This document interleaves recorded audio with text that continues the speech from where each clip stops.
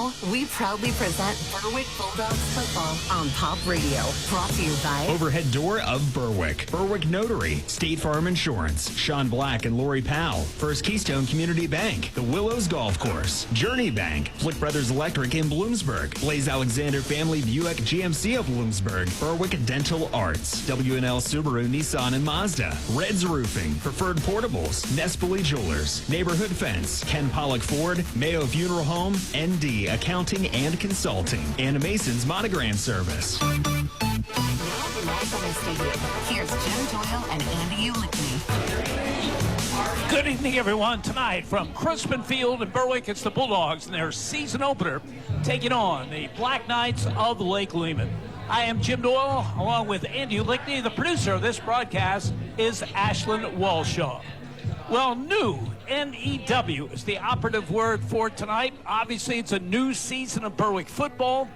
Berwick is in a new division of the Wyoming Valley Conference this season, Division II.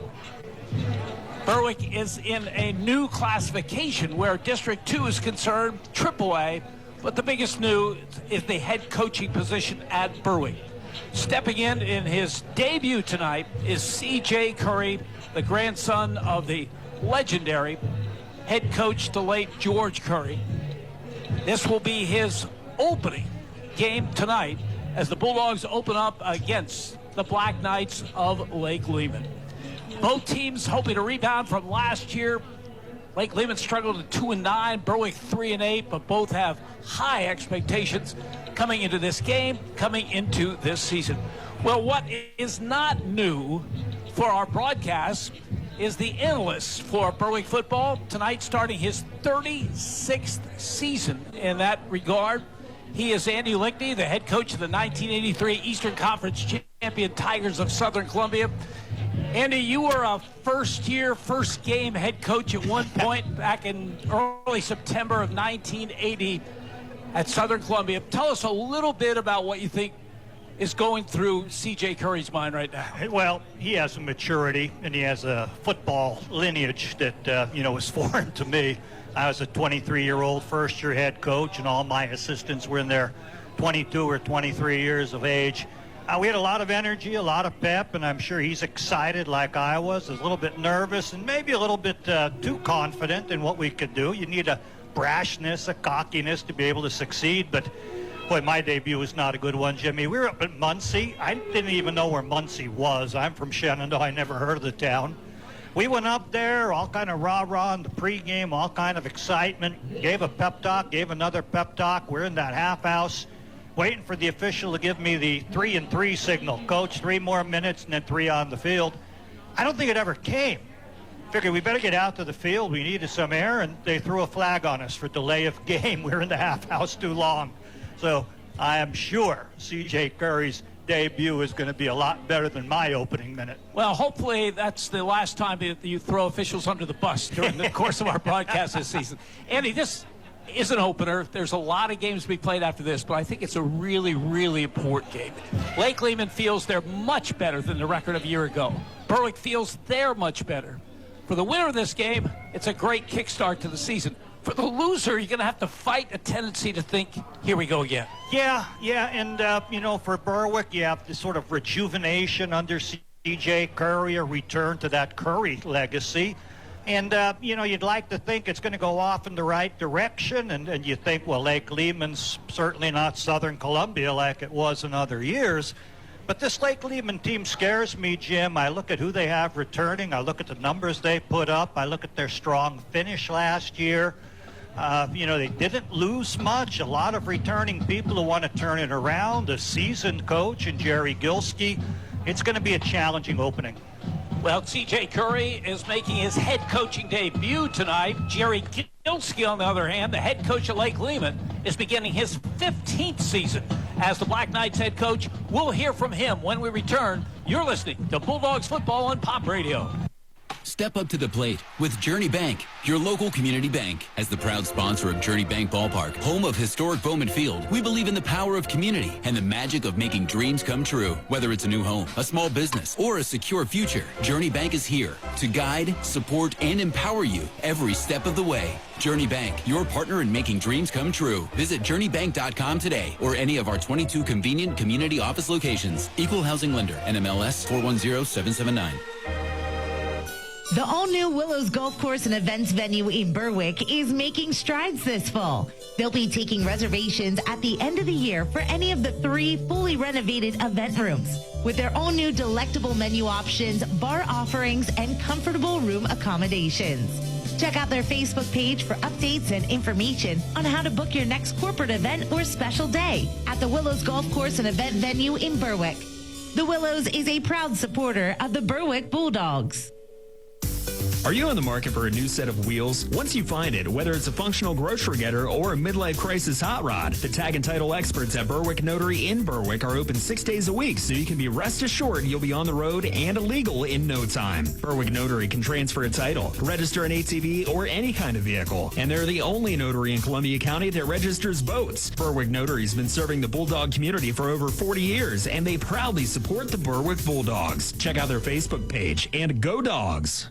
Stop. Don't make your next car payment. Instead, get a new vehicle at Alexander Family Buick GMC in Bloomsburg. Because right now, we're offering a 120% of Kelley Blue Book trade value buyback bonus, up to $2,500. Just find the vehicle you want from our huge selection of new Buicks and GMCs and get 120% of KBB trade-in value for yours. It's the 120% of KBB buyback bonus event going on now at Alexander Family Buick GMC in Bloomsburg. The lowest price guaranteed. This is Berwick football coach C.J. Curry. You're listening to Bulldogs football on Pop Radio. 2024 high school football season kicks off tonight here at Crispin Field in Berwick, home to Bulldogs football since 1929. It's the Bulldogs against the Black Knights of Lake Lehman. Jerry Gilskey's in his 15th season as head coach of Lake Lehman. His Black Knights have had winning records in 10 of those seasons, but they suffered through 3 straight losing campaigns, including a career worst 2-9 in 2023. Jerry Gilskey on what has to happen for Lake Lehman to return to their winning ways this season. You got to be consistent, throughout. Our players really have to listen to detail, especially when it comes to scouting reports or game plans and stuff and everything else. Last year, we were young. We had a very small senior class. Injuries were a big part of it last year. But overall, there's a lot of inconsistency we had throughout. But I'm looking at this group, very veteran-type atmosphere. I'm looking at the positive we have. These guys really worked hard in the weight room this year. It was a complete turnaround for the most part, and especially you look at my numbers, I have 60 on the roster this year. So, we had a little bit of a downfall, even though we still had quality kids last year. But this year, I really see the energy, and especially in our last scrimmage, the amount of energy we had in our scrimmage, and how guys get on each other, and the positive leadership quality we have out of these guys. So offensively, nothing happens until the quarterback gets the snap. Tell us about your senior quarterback, Hayden Evans. Oh, I love him. So he's playing with more confidence this year. He's a big quarterback. You're looking at 6'3", about 210 pounds, 205 pounds. He has legs on him.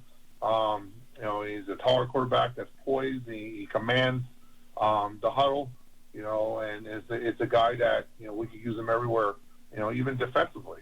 I look him there as the general back there, too. He helps out, knows the coverages, knows what his expectations are. It's like having an extra coach out there. The biggest thing is this year he's a senior, and he knows he really can't have, you really have to turn the page when it comes to mistakes in the game. You can't compound them. And he's getting much better with that. That's one of the biggest things I always teach our quarterbacks is don't compound your mistakes like you need to do with most kids. But in that spot, it has to be much more strict per se. How difficult is it preparing for an opener against a team you haven't played for 4 years, against a team with a brand new coach? It's quite a challenge, isn't it? Yeah, you really can't look at last year's film per se. You only get to see what kind of kids they have coming back. But watching film on coach, very well he whatchamacallit, kept a lot of his stuff in his back pocket when it comes offensively. So it's a little bit of a guessing game. You know, he had a little bit more consistency knowing what we did last year, what we're coming into this year.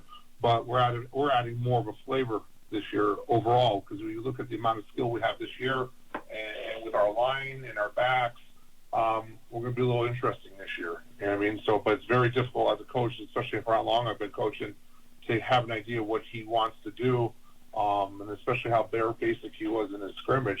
So you kind of have to look at his players and put yourself in his shoes in what you want to do with your team and try to get the gist of it. I have an idea, nor do I want to give you the scouting report right now. So, Lake Lehman head coach Jerry Gilski, starting his 15th season as head man of the Black Knights, has a nice record for his career, 87-68, but they've been trending the wrong way of late.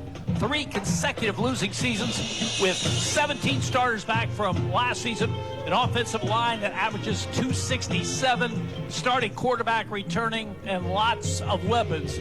Lake Lehman figures to be a lot better than they were a year ago and should provide a real challenge for the Bulldogs here tonight. Berwick against Lake Lehman. We'll check the starting lineups when we return. You're listening to Bulldogs football on Pop Radio. Free checking for you and your business. No strings attached. Sounds perfect, right? First Keystone Community Bank offers free personal and business checking options with free Visa debit card, no monthly fees, no minimum balance, and no monthly qualifying requirements. Checking with no gimmicks, just what you need. They'll be celebrating 160 years of serving their communities with 19 full-service locations and convenient digital banking tools 24/7. First Keystone Community Bank. Local banking for the community we all call home. Online at fkc.bank. Equal Opportunity Lender, member FDIC. When you're shopping for insurance, you might say, "What? Huh?" I'm so over this. But what you really need to say is something that could actually help. Like a good neighbor, State Farm is there.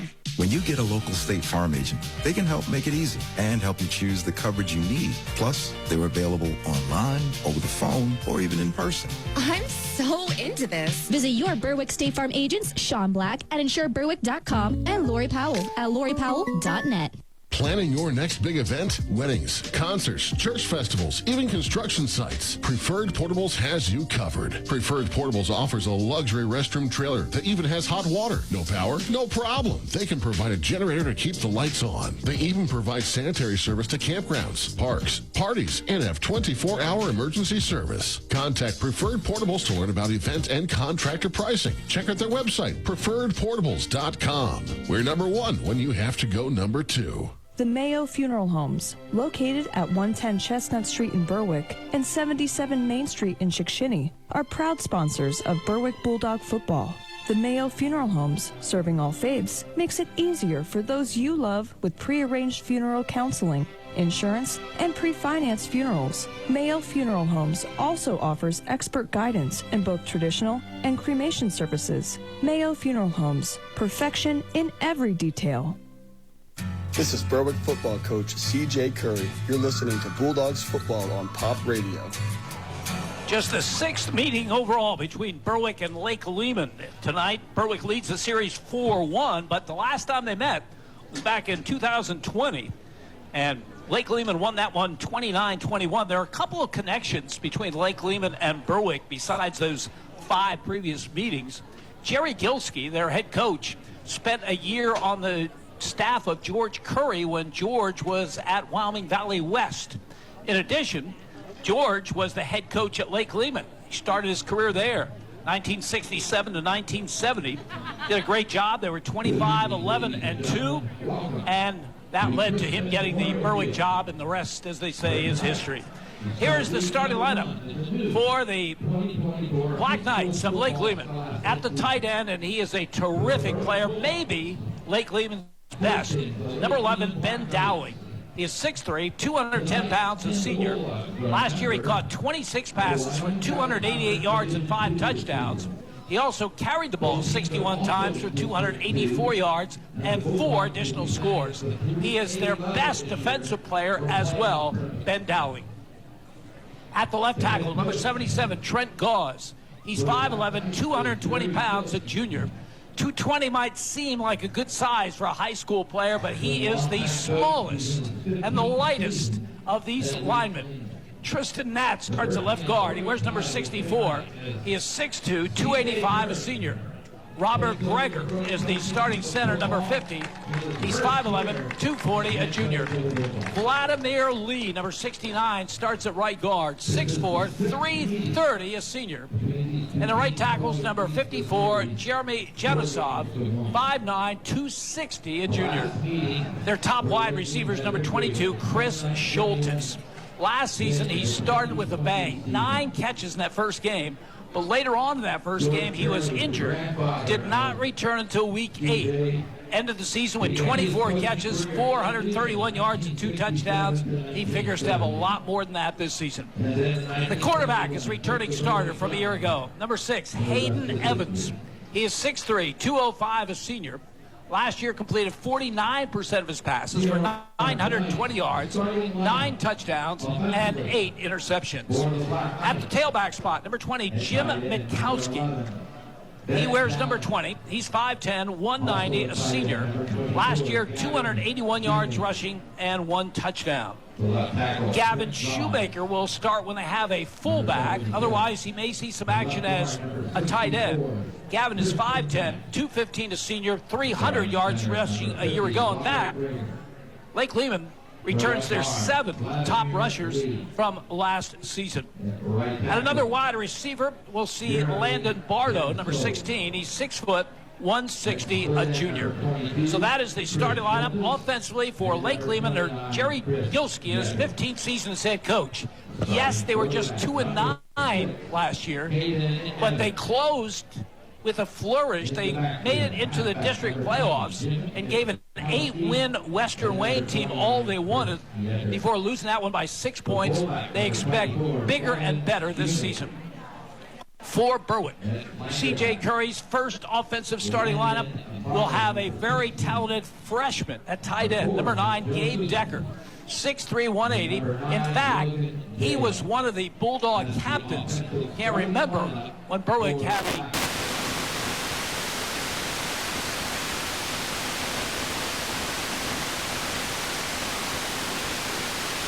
the left tackle, number 56, J.J. Leonard, 6 foot, 253.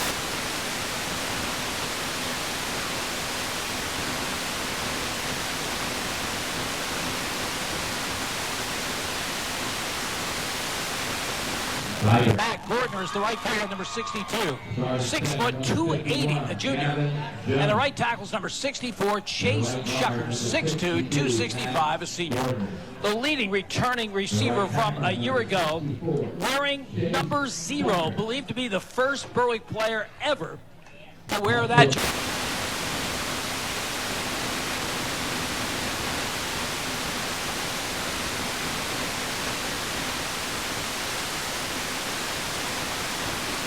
junior. His first year from Berwick, transferring from Votech. We'll also see number 17, Jake Lisnock, a sophomore, who was a backup last year but threw only 1 pass. So Berwick's 2 combined quarterbacks.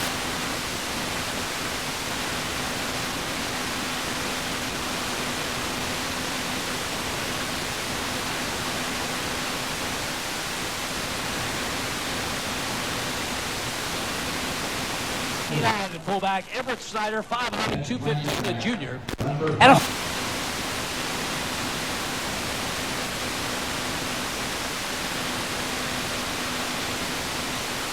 108 yards. The Bulldogs about to make their way on this, the near side of the field. Keys to tonight's game, Andy Lickney. Well, Jim, when you look at the keys, look at the Black Knights, and you look at what they have up front, and I think they're going to mix the pass and the run. They have a very big offensive line, 267 pounds a man across the front. That's huge. Add the big tight end and Ben Dowling, and there's a lot of power, a lot of experience, a lot of blocking to go, so they'd like to establish their run. And they have a lot of returning running backs who have yardage under their belt. None with a whole lot, 300, 280, but enough that, with the extra year of experience for that line, they'll be stronger. But they can pass. They have a great quarterback in Hayden Evans. He was 920 yards passing last year, but he's going to be improved from 2023. He certainly does have the size. He has that prototypical 6'3", 205-pound frame, maybe a little heavier than that. And coaches from Berwick came away very impressed with his ability to lead the team. They call him very mobile as well, so there's a threat when he gets out of the pocket, he can make things happen.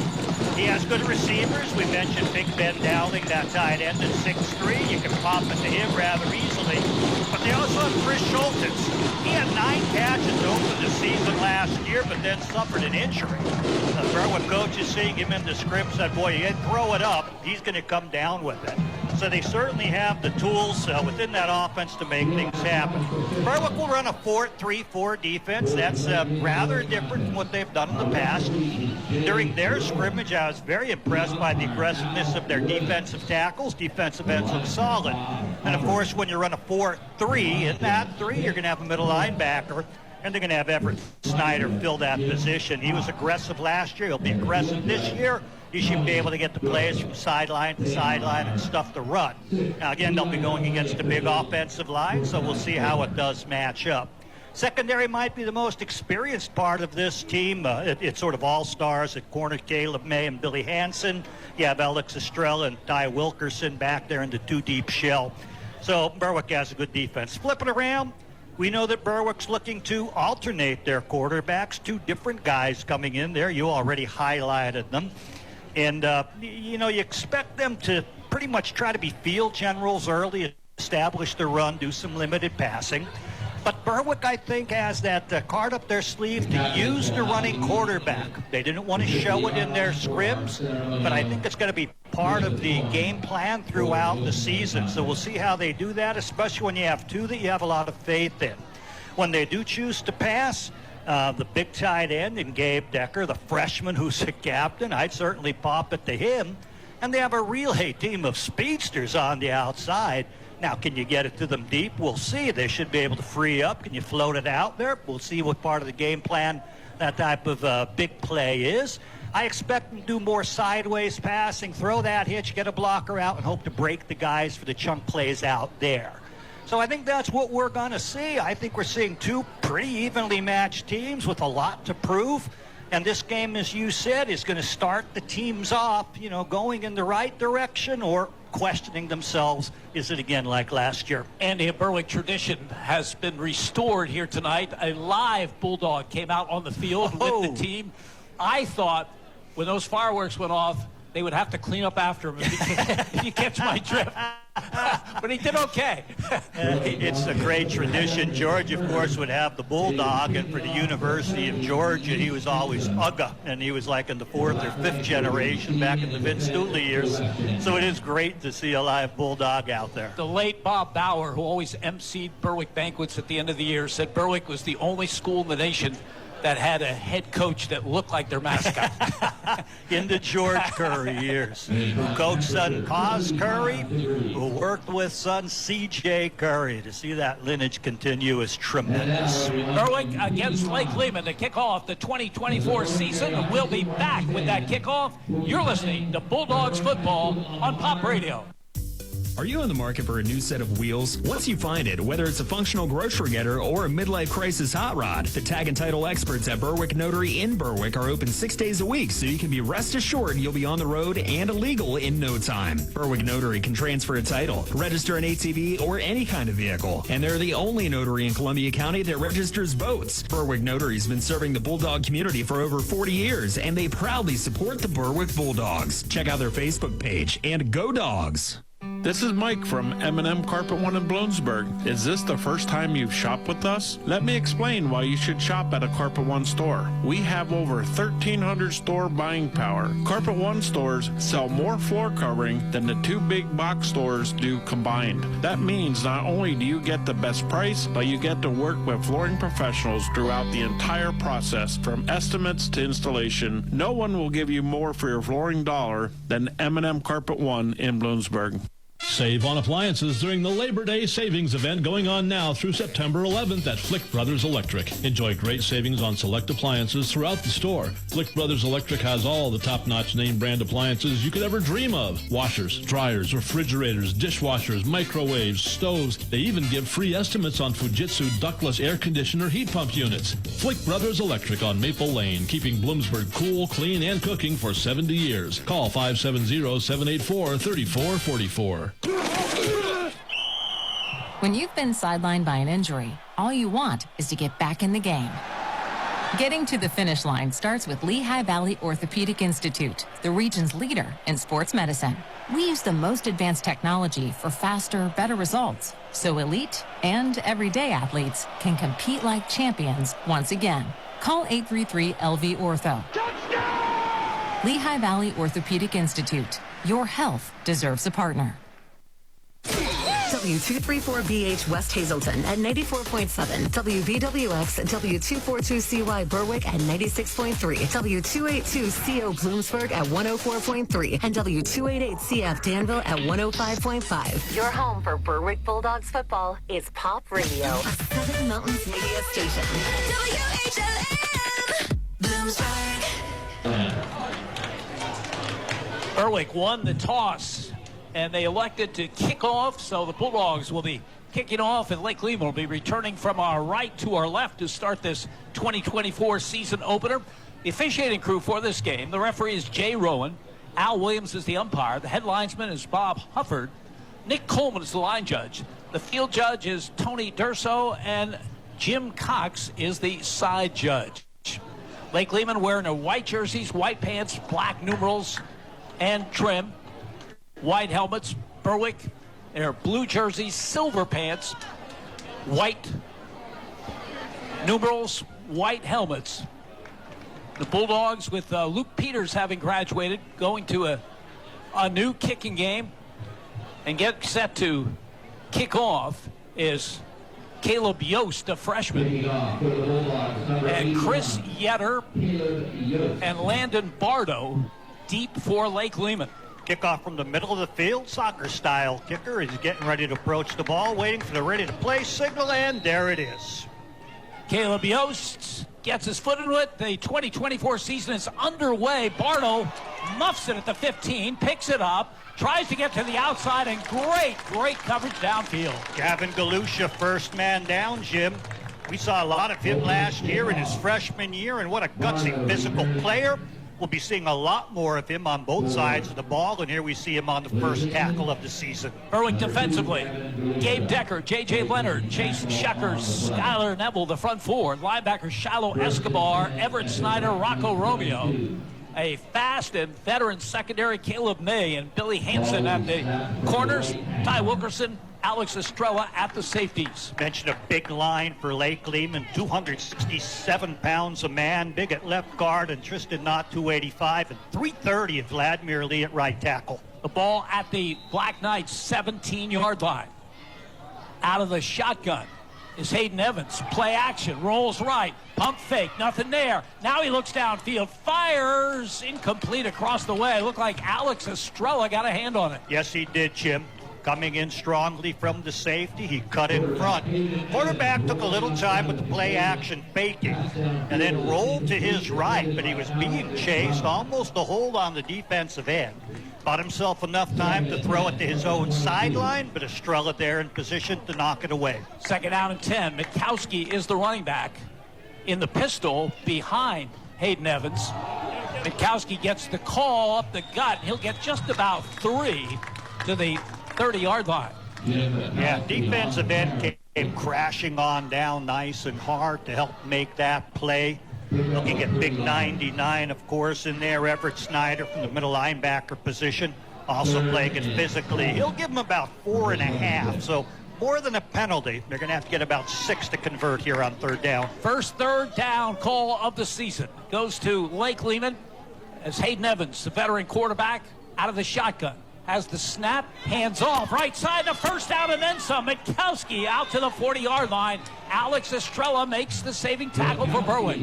It was a tricky little counter play. Set back on the right, came over to left guard, and then slashing the other way. The setback on the left went opposite. Counter probably froze the linebackers. He found an opening over the C-gap on the far side, and Estrella, the safety, has to make the stop. 14 yards on the carry by Jim Mitkowski. So Lake Lehman converts on a 3rd down and 6. And they have a first down at their own 39-yard line. Evans again out of the pistol. Again, hands off. This time it's to Dowling, and he is getting tackled after a gain of about 2 yards. Boy, Everett coming from his linebacker position. Ty Wilkerson from his safety spot as well. Came up hard, and they'll give him 2 to the 41-yard line. 2nd down and 8. Yeah, linebackers made the first stop, but he bounced wide. But as you mentioned, Ty Wilkerson playing very aggressively from that deep safety position. Saw it was run all the way, kept going into the play, got the runner as he bounced wide, and they're going to hold it to about a yard gain. 2nd down coming. The ball at the 41-yard line. Jake Evans wide right. Yetter wide left. Out of the pistol. Again, a carry. Again, it's Mitkowski, and again, a good effort by him. He's very close to the first down. I think he has it as he carries Ty Wilkerson for those last 2 yards. Yeah, but Wilkerson has to come up from safety and angle himself over to the C-gap on the right side. It's proved the vulnerability on the other play where they got big yardage, Jim, on the counter. This time, pretty much just attacking straight away into that C-gap on the right side of their offense. They got the blocking. It opened up. Linebackers can't get to the play, and the safety has to make the stop. 8 yards for Jim Mitkowski. He's a 5'10", 190-pound senior. 64 carries a season ago. He, again, is behind the quarterback, Hayden Evans, in the pistol. There's a slot to the left side. Slot back comes in motion. Handoff to Mitkowski. He's buried back at the 45-yard line. Buried is the word. Matt Gordner from left defensive tackle, Jim, shucked away his blocker. Met the man in the backfield and dropped him for a very physical 2-yard loss. Big play. Berwick needed one. 2nd and 12. This is a Berwick defense that really struggled a year ago. Gave up 31.7 points a game. That's the most a Berwick team had given up since 1920. R.J. Hawes is the new defensive coordinator for the Bulldogs, and he's hoping for much better things this season. 2nd down and 12. Lake Lehman at their own 47. Berwick showing blitz. Evans rolls right, cocks the arm, fires long downfield, a catch over the shoulder, but no, they call it incomplete. Schultes made the grab, but wasn't inbounds at the 30-yard line. Quarterback Hugh Evans realized the pressure was coming straight up the middle as Rocco Romeo was blitzing and timed it perfectly right over center. He immediately got the ball and rolled away from everything to his right. Had to throw it on the run. We mentioned Schultes. If you throw it up, he'll come down with it, but he couldn't keep his feet in bounds. Couldn't get that one down to be awarded the catch. 3rd and long. Julian Howie is in that defensive end position. They think he's going to be a very good rush end. But Berwick's other end jumps across. It'll make it a little bit easier for Lake Lehman. It'll bring up a 3rd down and 7. Freshman mistake was a passing down. It'll probably still be a passing down on 3rd and 9. Probably altered the cadence, went a little bit longer with the snap to try to shorten things up. Veteran quarterback, very aware, very comfortable out there. And 9 is a lot easier to get than 14, Jim. 3rd down, 9, Lake Lehman, just short of the Berwick 48-yard line. As Schultes, their top wide receiver, is wide to the right. Mitkowski to the left of Evans, who has the snap. Gives to Mitkowski off the left side. Has running room. The first down and then some. He's forced out of bounds. Down around the 30 and maybe some yards tacked onto that. Again, that vulnerability. The C-gap off the right side. They hit it with a counter early and then straight power. Here on 3rd and 9, they said, hey, it's been open to us. Let's run Mitkowski in that C-gap. Straight on blocking. He not only had the 9 yards, he had a comfortable bit more. And a flag at the end of the play usually goes against the defense. And they're a little slow in telling us for sure, though. They are very slow. They had a conference. Yeah. Illegal use of hands against Lake Lehman. At the end of the run is where the flag was. So it's a 17-yard run by Mikowski, but it comes back to the 43-yard line, where it will be third down and about 2. Long 2. Watch them hitting that C-gap on the right side, Jim. They've been able to block that. Berwick hasn't found a way to stop it yet. They're a little porous over there on the left side of the defense as you approach the perimeter. Keep an eye on the quarterback running, too. Mikowski lines up as the fullback now on third down and 2. Evans gives the ball to Dowling off the right side, and the big guy has the first down and then some as he carries tacklers inside the 30-yard line. Power running by Ben Dowling. You mentioned the odd formation. The runner you expect is a fullback, and Dowling, the big tight end deep behind him, gave him the running start, hitting that C-gap off the right side. It's been Berwick's Achilles heel throughout this drive. Got to credit Coach Gilski for discovering that play and keep going in that direction. Until Berwick stops it, you want to keep working that C-gap between the right tackle and the right tight end. 8 yards on the carry by Ben Dowling. First down, Lake Lehman. They've converted third downs with running plays. And jump offside by the tight end on the left, Jake Evans. Yeah, so that hurts. First and 15. Black Knights back at their 35. Yeah, they've been having their way with sort of the free playbook, Jim. They can go whatever they want first, second, and third down. Third's been tougher to make, but they've been able to make the third down plays with the running game.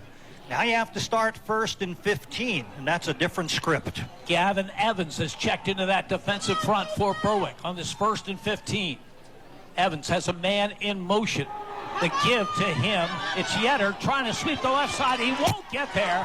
Flags fly as Ty Wilkerson brings him back for a loss back at the 40. Was there a hold leading the blocker, or was there a face mask on the tackle? Big flag here, Jim. C.J. Curry saying push them back if it's a hold, and he thinks it is against the Black Knights. So we'll see. Great play. Sweeping action.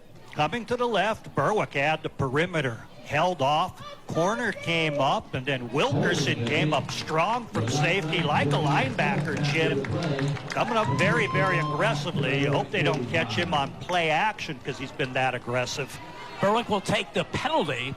It'll be first and 25 for the Black Knights at the Bulldog 45. You're forcing them into passing situations, Jim, and while they're good at passing, Berwick's strength is this secondary. Great speed, people with experience back there. Evans out of the gun. Has the snap. Straight drop back to throw.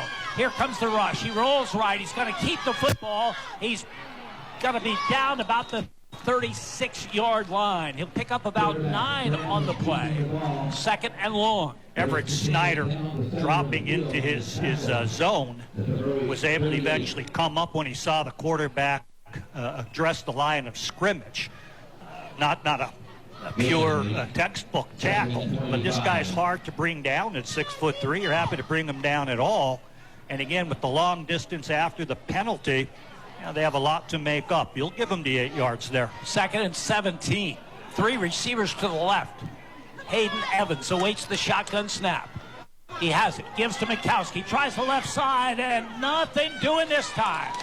He'll be brought down about the 37-yard line. Berwick was waiting for that one. Skylar Neville among the people there. Gavin Jones had penetrated and just couldn't catch the man and couldn't chase him down from behind. But in the direction, the right side, that C-gap that proved vulnerable, this time Berwick has people in position to bring it down as they force that area a little bit better with their defensive call. Third down and 17. Lake Lehman at the Berwick 37-yard line. Schultz is that dangerous wide receiver. Wide to the right. Caleb May has that tough assignment. Evans has the shotgun snap, and he's back to throw. He's looking for Schultes. One-on-one, incomplete. Number 22 against number 22. Caleb May right there, and it goes as an incompletion. And now it'll be 4th and 17. Yeah, they just chose to isolate Schultes on the right side. They had two receivers here on the left and said, hey, if you can cover our guy, go for it. Schultes ended up with half a step, and the ball's delivered out there, but good enough coverage by Caleb May to force the pass to be overthrown. Lake Lehman has the punt team on. They used up a lot of first quarter clock with that drive. 6:22 remaining in the quarter, but no score. And it looks like Berwick will get the football. Sean Bank is back in single safety. Chris Schultes will do the punting. He's standing at the Berwick 49-yard line. Long count. Snap, it goes to the short man, and the whistles blow it dead. I don't think they ran out of time. I was thinking it was taking them a long time to get the play off, but I looked at the 25-second clock, and it hadn't started. So it took a while. It'll be a 5-yard penalty with some kind of movement, but it was going to be a fake punt, Jim. They're in position on the field where a fake punt makes sense. Berwick probably aware of it. They were snapping to one of the up men and probably going to run him off the right side. After the 5-yard penalty, and now no more surprise, you'll probably see the punt go long. Schultes back at his 45-yard line. Bank is deep, maybe a little too deep. Low snap. Schultes is going to throw the football, and he throws it up for grabs, and it's incomplete. So Berwick's got to get the football in great field position. Schultes couldn't handle the snap, and then he decided to throw the ball downfield, and Berwick will get the ball with 6:18 to go in a scoreless first quarter. Snapping may be a problem for this team, Jim. It's not always easy to find a good snapper, especially in the opener. It was low and off to the right. He was able to field it on the bounce and run to the right, and he could have gotten the punt off, sort of a rugby style, rather easily in my mind. For some reason, he felt, no, I'm going to pass this. I don't think it was another fake punt being called, but the awkwardness why he didn't rugby style that and get it downfield surprised me. 16-play drive by Lake Lehman. Took up almost half of the first quarter. But they come up empty, and Berwick has a good field position for their first possession of the game, their first of the season. And just 6 yards, 7 yards from midfield. From the 43-yard line, Galusha goes in motion as Everett Snyder gets the call straight ahead, and he'll get about 3 to the 48. Lake Lehman defensively, Cole Daniels, Vladimir Lee, Trent Gauze, and Logan Rupka along the front. The 4 linebackers, Ben Dowling and Jim Minkowski inside, Jake Evans and Chris Schultes outside. The corners, Landon Bardo and Chris Yetter, and Hayden Evans is the safety. I see the strength of defense on the inside. 330-pound Vladimir Lee is at one of the D tackles. Ben Dowling and Jim Minkowski, two of the best athletes at linebacker. Backs in an open set. Back to throw is Smith. Fires to the far side. Has his man, Julian Howie. Howie out for football for the first time as a senior. Makes his first catch and gets the first down at the Lake Lehman 40. Porter was playing well off him, respecting his speed, Jim. So he went down about 8-9 yards and squared out. The ball delivered right on the money to his numbers. Corner eventually comes up, runs him out of bounds. But boy, you'll take that chunk you can anytime. 12 yards on the reception. And now Howie is wide to the right side. Billy Hansen in a slot to that side. As Ashton Smith looks to the sideline. With the team at the line of scrimmage calling the play. 1 running back and flagged out of the play. Thrown by the head linesman. Somebody moved on the inside, and he's not pointing which way, but Berwick's backing itself up. So movement in the interior line. And that's going to set Berwick back to a 1st and 15 after a nice opening to the drive. This time Ashton Smith will come to the sideline to talk to head coach C.J. Curry. Rocco Romeo's going to check in, probably at a tight end position, as Berwick faces 1st and 15 at the Lake Lehman 45-yard line. And again, we haven't really got a feel for what this offense plans to do. 1 fullback dive up the middle, 1 quick out. Now we'll have to see how the system develops. I'm curious what Berwick's offense will look like for the course of the season. I formation. After a shift, the running backs are different, and Galusha takes the snap off the right side inside the 40 down to the 39-yard line. So they shifted and ended up with Gavin Galusha at the tailback spot. He picked up 6, second down and 9. He and the fullback were wing and tight end on the left. They shifted, and the side that was in the backfield came over to become wing and tight end to the right. Pitched it to him. He came off the right side, and he had a nice gain of about 6 yards. Howie wide to the left. I formation again. Everett Snyder is the fullback. The call goes to the tailback, Galusha, and he's brought down right about the line of scrimmage, maybe a half yard of the play. Jake Evans coming up to make the play for Lake Lehman. Yeah, they're trying to run behind Everett Snyder off the left side. But a linebacker came up, met him, stopped him a yard past the line of scrimmage. It stuffed the hole, and then other people came and filled. So we're going to see good linebacker play from Lake Lehman. We mentioned Ben Dowling, 6'3", 210 pounds. He was a defensive end last year, and they always ran away from him. So now they put him in the middle of the field at linebacker. Third down and 8. Smith out of the gun. Wilkerson in motion, takes the handoff, goes off the right side, has an opening, gets to the 29-yard line. I believe he has a first down. Ty Wilkerson with his first touch of this season. He is electric. The District 2 100-meter champion. Picks up a first down with a 9-yard pickup on a 3rd and 8. Had to be stopped by Hayden Evans, the other team's quarterback. Jim was in there seeing some defensive action at cornerback. He ran with authority. He took that pitch, sort of a jet sweep action, and he saw the blocking in front of him. There wasn't really much of a seam, but the little seam he saw, he figured, I'm going to target that and power through. First and 10 from the 29. Wilkerson again in motion. The flags and whistles blow dead. And Lake Lehman wants a timeout. 3:52 to go in a scoreless first quarter. You're listening to Berwick Football on Pop Radio.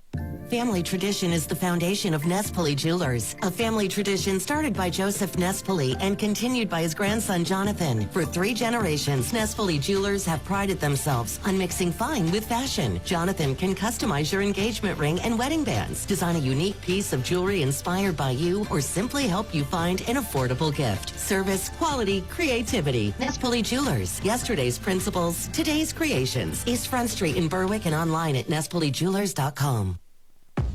This is Berwick football coach C.J. Curry. You're listening to Bulldogs football on Pop Radio. Jim Doyle and Andy Lickney on opening night from Crispin Field in Berwick. Bulldogs against the Black Knights of Lake Lehman. We have 3:52 to go in the opening quarter, and we have no score. Lake Lehman on their first possession, a 16-play drive, came up empty. Now Berwick on their first possession, following the Lake Lehman timeout. Bulldogs moving from our left to our right with a first down at the Black Knights' 29-yard line. I always felt George Curry was most dangerous after a timeout. We'll see if grandson C.J. Curry continues that coaching tradition. Hansen wide right, slot to the left. Snyder's the lone running back. He gets the call and is dragged out after a very short gain on the play. Trent Gauze, the 5'11", 220-pound junior, makes the play for Lake Lehman. Pretty traditional play call from 1st and 10. And again, we mentioned the strength of this team up the middle. C.J. Curry decides he wants to push that middle and give it a test, make sure those people stay inside. But the Black Knights really up to the challenge. Second down and 9. Berwick at the Lake Lehman 28-yard line. 3:20 remaining in this scoreless first quarter. Julian Howie wide left. Billy Hansen in a slot to that side. I formation behind Ashton Smith. Play action. He's back to throw. He's looking long. He has Hansen, and he makes the catch for a touchdown. Billy Hansen extends the arms, makes the grab, and Berwick's on the board. Exciting play. He set it up, Jim, with one wide receiver and Hansen in the slot, both on the left. Little play action fake on the left side. Quarterback buys himself a little bit time. Strong blocking to give him protection. And Billy Hansen from the left slot is going to run a post pattern. Beats the coverage, has 2 steps, and the ball delivered where he catches it on the run about 3 yards from the end line of the end zone. 28 yards altogether as Berwick's on the board first in this one. As the extra point attempt by Caleb Yost, a high snap. Smith gets it down. The kick is up, and the kick is good. Timeout in the field. 3:03 to go, opening quarter. Berwick 7, Lake Lehman nothing. You're listening to Bulldogs football on Pop Radio. This is Mike from M&M Carpet One in Bloomsburg. Is this the first time you've shopped with us? Let me explain why you should shop at a Carpet One store. We have over 1,300 store buying power. Carpet One stores sell more floor covering than the 2 big box stores do combined. That means not only do you get the best price, but you get to work with flooring professionals throughout the entire process, from estimates to installation. No one will give you more for your flooring dollar than M&M Carpet One in Bloomsburg. This is Berwick football coach C.J. Curry. You're listening to Bulldogs football on Pop Radio. Berwick scores on their first possession of the season as they go 7 plays, 58 yards. Ashton Smith, in his first game as a Berwick quarterback, hits Billy Hansen, 28 yards for the score. Caleb Bell with the extra point. 7-0 Bulldogs, 3:03 to go in this quarter. Billy Hansen featured in the C.J. Curry show, Jim, a wonderful spotlight on a star of the team. Great speed, great athleticism, tremendous competitor. Caleb Bell will kick it off, a low line drive kick, and Bardo fields it at the 18-yard line, the 20, the 25, and pretty good return by Landon Bardo out to the 35-yard line. Galusha again staying in his lane this time, not beating the whole field down because the kick didn't really get up in the air. But as Bardo comes up the field, he comes at Galusha, and a good solid tackle there. Has to be a bit frustrating for Lake Lehman. They put together that great drive, 16 plays. They come away with nothing, and then Berwick comes back with just 7 plays, and Hansen's touchdown grab gives them the 7-0 lead. And if Berwick makes a handful of adjustments defensively, they'll limit those long drives, Jim. They were weak in the C gap off the offensive right side. They got to make some adjustment to stop that particular play. Otherwise, not that much was going that well for the Black Knights. Here's Hayden Evans under center now. He gives the ball off the right side, and a good burst by the running back out to the 41-yard line. That's Ben Dowling. Yep. Dowling had a lot of carries last year. They'll use him as a tight end. They'll use him as a running back. Picked up close to 6. We'll call it 2nd and 4 from the 41. And it's that C-gap again. They're attacking, and it looked like it was stuffed up. But Dowling is the type of athlete who just keeps driving and driving and driving and pushing the pile for a 6-yard gain instead of a 2-yard gain. 2nd down call. Evans under center. Berwick coming on a run blitz. They beat it and get the first down off the right side. So Lake Lehman again gives it to Ben Dowling. They mark it at the 45, and it is just enough for a first down. He's an aggressive athlete, Jim. He plays with a temperament. He gets that ball and runs with the aggressiveness, and he's able to make things happen even when there's a crowd around the football. You might give him a little break, let him catch his wind, but I'd be coming back to him again and again. Lake Lehman from their own 45. Evans gives to Dowling, tries the right side, not much doing. But he'll push ahead for 2 or 3, depends where they spot him. His 3rd carry in a row. Again, he gets a good push from the offensive front, attacking that C-gap. Berwick plays it stiff. They're going to limit him to just 1 yard there. Sean Bankus is in at a corner, replacing Billy Hansen on this defensive series for Berwick as Lake Lehman faces 2nd down and 8. Jake Evans is wide to the left side. Dowling is the running back. Evans toss sweep to Dowling. Tries to sweep the left side, and Ty Wilkerson able to get him from behind, but not before. Dowling got good yardage, very close to the first down yardage in Berwick territory. Shouldn't be the play for the safety to make, Jim. You got to have contain at defensive end. You have to have stronger play at outside and inside linebacker. They're the guys should be making that tackle. Yet, Ty Wilkerson has to come up from 10, 12 yards deep. And, it depends on what angle you take. And on a sweep, it's hard to guess where you're going to be able to get in. He was behind that play, and Dowling's going to take it for 9. 3rd down and 1. Lake Lehman just short of the Berwick 45-yard line. Power I to the right side. Evans, the quarterback, with a keeper. He'll pick up the first down. Had a little bit of a staggered start on that. I don't know if there was an offsides where Lake Lehman's line may have beat the punch, or if some were just slow off the football. In any case, the big quarterback, he's 6'4", is going to push behind his left guard and get the yard that his team needs. Billy Hansen back in at a corner for the Bulldogs. Caleb May at the other corner. Safeties Alex Estrella and Ty Wilkerson as Lake Lehman moving the ball again on their second possession. They have it at the Bulldog 43. Under a minute remaining in this opening quarter. Nico Lonzinski in a defensive tackle, five-man line.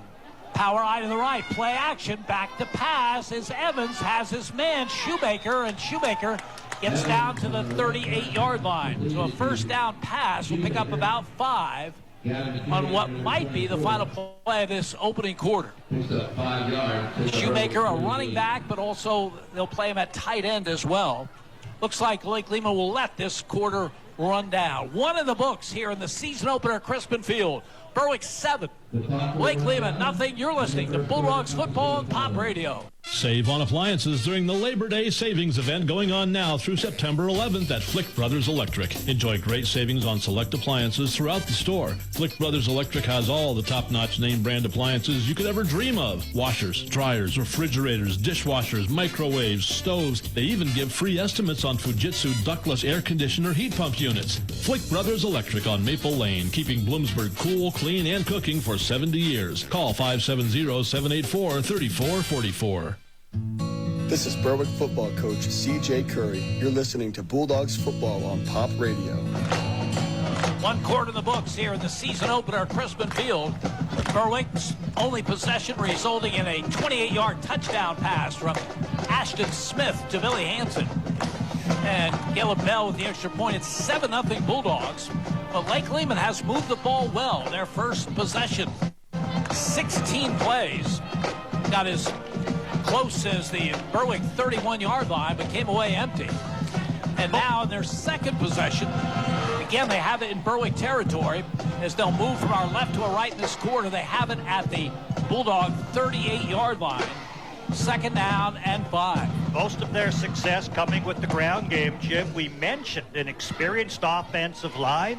They go 267 pounds per man. Big Vladimir Lee at 330 is often at the point of attack. Put that big Ben Dowling, tight end, running back specialist in there with his aggressive style of play. They're going to be able to push some people around. Berwick has added the bigger defensive tackle, Nico Lonzinski, in to help defray some of that size difference. Evans out of the gun, gives to Dowling straight ahead, and he's going nowhere.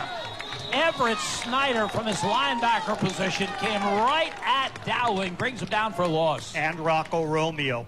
A little problem in the backfield, Jim. During the timeout, they said, hey, let's go with the counter into that C-gap on the right side like we did very early in the game. Maybe the action will freeze the linebackers again. But instead, it crossed up the backs in the backfield. There was a little misstep, almost a collision. The runner who eventually got the ball was almost at a standstill, and Berwick with penetration puts it down for the loss. Third down and 6. Black Knights at the Bulldog 39. Evans out of the gun. Back to throw. Looking, dumps a pass wide open on the far side of Schultes. He's inside the 20, and he's hit and dropped about the 14-yard line. Chris Schultes was by his lonesome, and a big first down for the Black Knights. Sometimes you blitz linebackers and you leave a flat open. That's what happened. Billy Hansen was deep in coverage, had to eventually leave his receiver to come up and make the tackle that would have saved the touchdown. But Schultes, he's able to make those plays, and he made it that time in the flat. No one near him, turned it upfield for big yardage. 25 yards on the reception. First and 10, Lake Lehman at the Berwick 14-yard line. Mitkowski is the running back to the right of Evans. Man in motion. Evans fakes handoff, keeps the football, has some running room inside the 10, inside the 5, down around the 3-yard line. Nice bit of running by quarterback Hayden Evans. He wanted to go off the left side, but J.J. Leonard was there. Leonard had him, slid down from the knees to the ankles, and he high-stepped away, changed direction found the soft spot off the right side, and he'll spot it on that 3-yard stripe. 11 yards on the carry by Hayden Evans. Lake Lehman down 7-0 here early in the second, but just 3 yards away from a possible tie as they line up in a power I to the right. The tailback is Ben Dowling. And Dowling gets the call, and he'll go nowhere. Nico Lonsinski right there brings him down to 4, maybe the 5-yard line. The defensive call was to crash, not hold up and read, but get penetration. Lonsinski got penetration on the inside. It looked like through an A-gap. He ends up meeting Dowling in the backfield, and as strong a runner as Dowling is, he's not going to be able to take on the play of someone the size of Nico Lonsinski at 270 pounds. Second down and goal. Lake Lehman at the Berwick 5-yard line. Black Knights break the huddle. Again, it'll be a power I to the right. Mikowski, the fullback, ahead of Dowling. And Evans under center as the snap. Fakes handoff, keeps the football, trying to get outside left, and Billy Hansen will not let him get to the end zone. He does get down to around the 2-yard line. Boy, for a while on that naked boot, he fakes to the right and he takes it, but he's not as fast as Billy Hansen. Hansen has an angle, but I didn't think he'd have enough to get him. I thought it was going to be a touchdown. I saw the end zone in front of him, but Hansen has that superior speed, and he's able to angle and push him out of bounds. Third down and goal. Lake Lehman at the Berwick 2-yard line. Power I to the right. Dowling again, the tailback. Call straight ahead. Mikowski looking for the end zone. No indication from the officials, and now they do indicate a Lake Lehman touchdown. It is. Jim Mikowski was able to take it. When they unpile, he has his arm with the ball in the blue of the Bulldogs' end zone. Took them a few plays to get in, but they trusted in their offensive line and the power, and on they went. Gonna have a stoppage, a timeout to decide what to do after the touchdown? I think so. We'll see. Neither team looks like they're in the timeout mode. Well, the clock's running at 33 seconds to go, so I guess not. The ball's off the center, between the hash and the center of the field mark, so they're going for 2. Dowling in the backfield. Lake Lehman for the lead. Quarterback keeper ahead by Evans. He does not get there. Does not get there. Berwick retains the lead. Nico Lonsinski in the middle would not be moved, got penetration, and stops that sneak. Time out the field. 9:14 to go, first half. Berwick 7, Lake Lehman 6. You're listening to Bulldogs football on Pop Radio. When you've been sidelined by an injury, all you want is to get back in the game. Getting to the finish line starts with Lehigh Valley Orthopedic Institute, the region's leader in sports medicine. We use the most advanced technology for faster, better results, so elite and everyday athletes can compete like champions once again. Call 833-LV-ORTHO. Lehigh Valley Orthopedic Institute. Your health deserves a partner. This is Berwick football coach C.J. Curry. You're listening to Bulldogs football on Pop Radio. 682-73. 682-73. Berwick with the football, and we have some explaining to do. Apparently, they didn't count the touchdown, Jim. Berwick has the ball on the 1-yard line. The touchdown must have been short. And then they tried to sneak it when we thought it was PAT. And an official held both hands up. I believe you, but then maybe another official said no. The coach seemed to argue it. I thought there was a timeout. When they lined up, the ball was awkwardly set off the center of the field for what I thought was a PAT points. We have a stoppage now, Jim. Yeah, let's try to explain this. It looked like Berwick stopped the 2-point conversion. Actually, they stopped a 4th down play by the quarterback, Hayden Evans, because the official who signaled to us touchdown was overruled, evidently. Yeah, you know, when I saw them unpile, I saw the arm with the football, one football into the end zone. But when does that happen? Is the knee down before the ball's extended? Are they seeing it and then calling it, oh, I see it as short and I don't see the ball in the end zone, and that happens after the play is blown dead? Apparently, one official thought the arm was in the end zone and the others closer to it said no. And then they went from that 1 yard stripe. We thought it was a 2-point conversion, but it was awkwardly off the mid stripe and not at the hash. And again, on the quarterback sneak, just needing that little bit of a yard with a line that goes 267 pounds a man. Nico Lonzinski, in the middle of things, wins the battle at that push, even though they know the snap count, and keeps the quarterback from getting in on the sneak. So now the Bulldogs at their 1 yard line, moving from our right to our left. And the lead is 7-0 with 9:04 to go in this half. Ashton Smith under center. Gives the ball off, straight ahead, a nice gain out to the 7-yard line. So Berwick gets out of deep trouble as Everett Snyder, who comes up limping, made a good effort, picked up 6. Gavin Jones at the center, Matt Gardner in there at a guard, Raven Geiger at the other guard. Give the push. Everett Snyder just follows on a standard, got to get out of our end zone type of play, and Berwick wins the battle of the pits that time. 2nd down and 4. Berwick from their 7. They send a man in motion to lead the blocking. The run off the left side, nothing doing. Brought down at the 8-yard line. Yeah, it was that big tight end that we've been seeing play so well, Ben Dowling. They might have moved him out thinking Berwick's going to try to attack the perimeter. Berwick brought Everett Snyder, the fullback, in motion to the right side to help out on the perimeter, but the timing wasn't quite there to get to the blocks, and Gavin Galusha is going to get stopped short there. And Everett Snyder will have to be looked at. He came up limping. So here's a big call. 3rd and 3, Berwick backed up to their own 8-yard line. Ashton Smith gives the handoff up the right side, a first down, and then some. Galusha over the 20 out to the 21-yard line before Jake Evans can make the stop. Big 3rd down conversion, Berwick. Straight up the middle, Jim, nothing fancy. They go with a conservative play, saying, hey, we'll punt it if we have to. We have the lead. But again, center Gavin Jones and the guard, straight Geiger and Matt Gardner, open the inside up, and Galusha this time bursts through that seam for a critical first down, as you said. Berwick, after the 13-yard run by Gavin Galusha, 1st and 10 at their own 21. Julian Howie is wide to the right.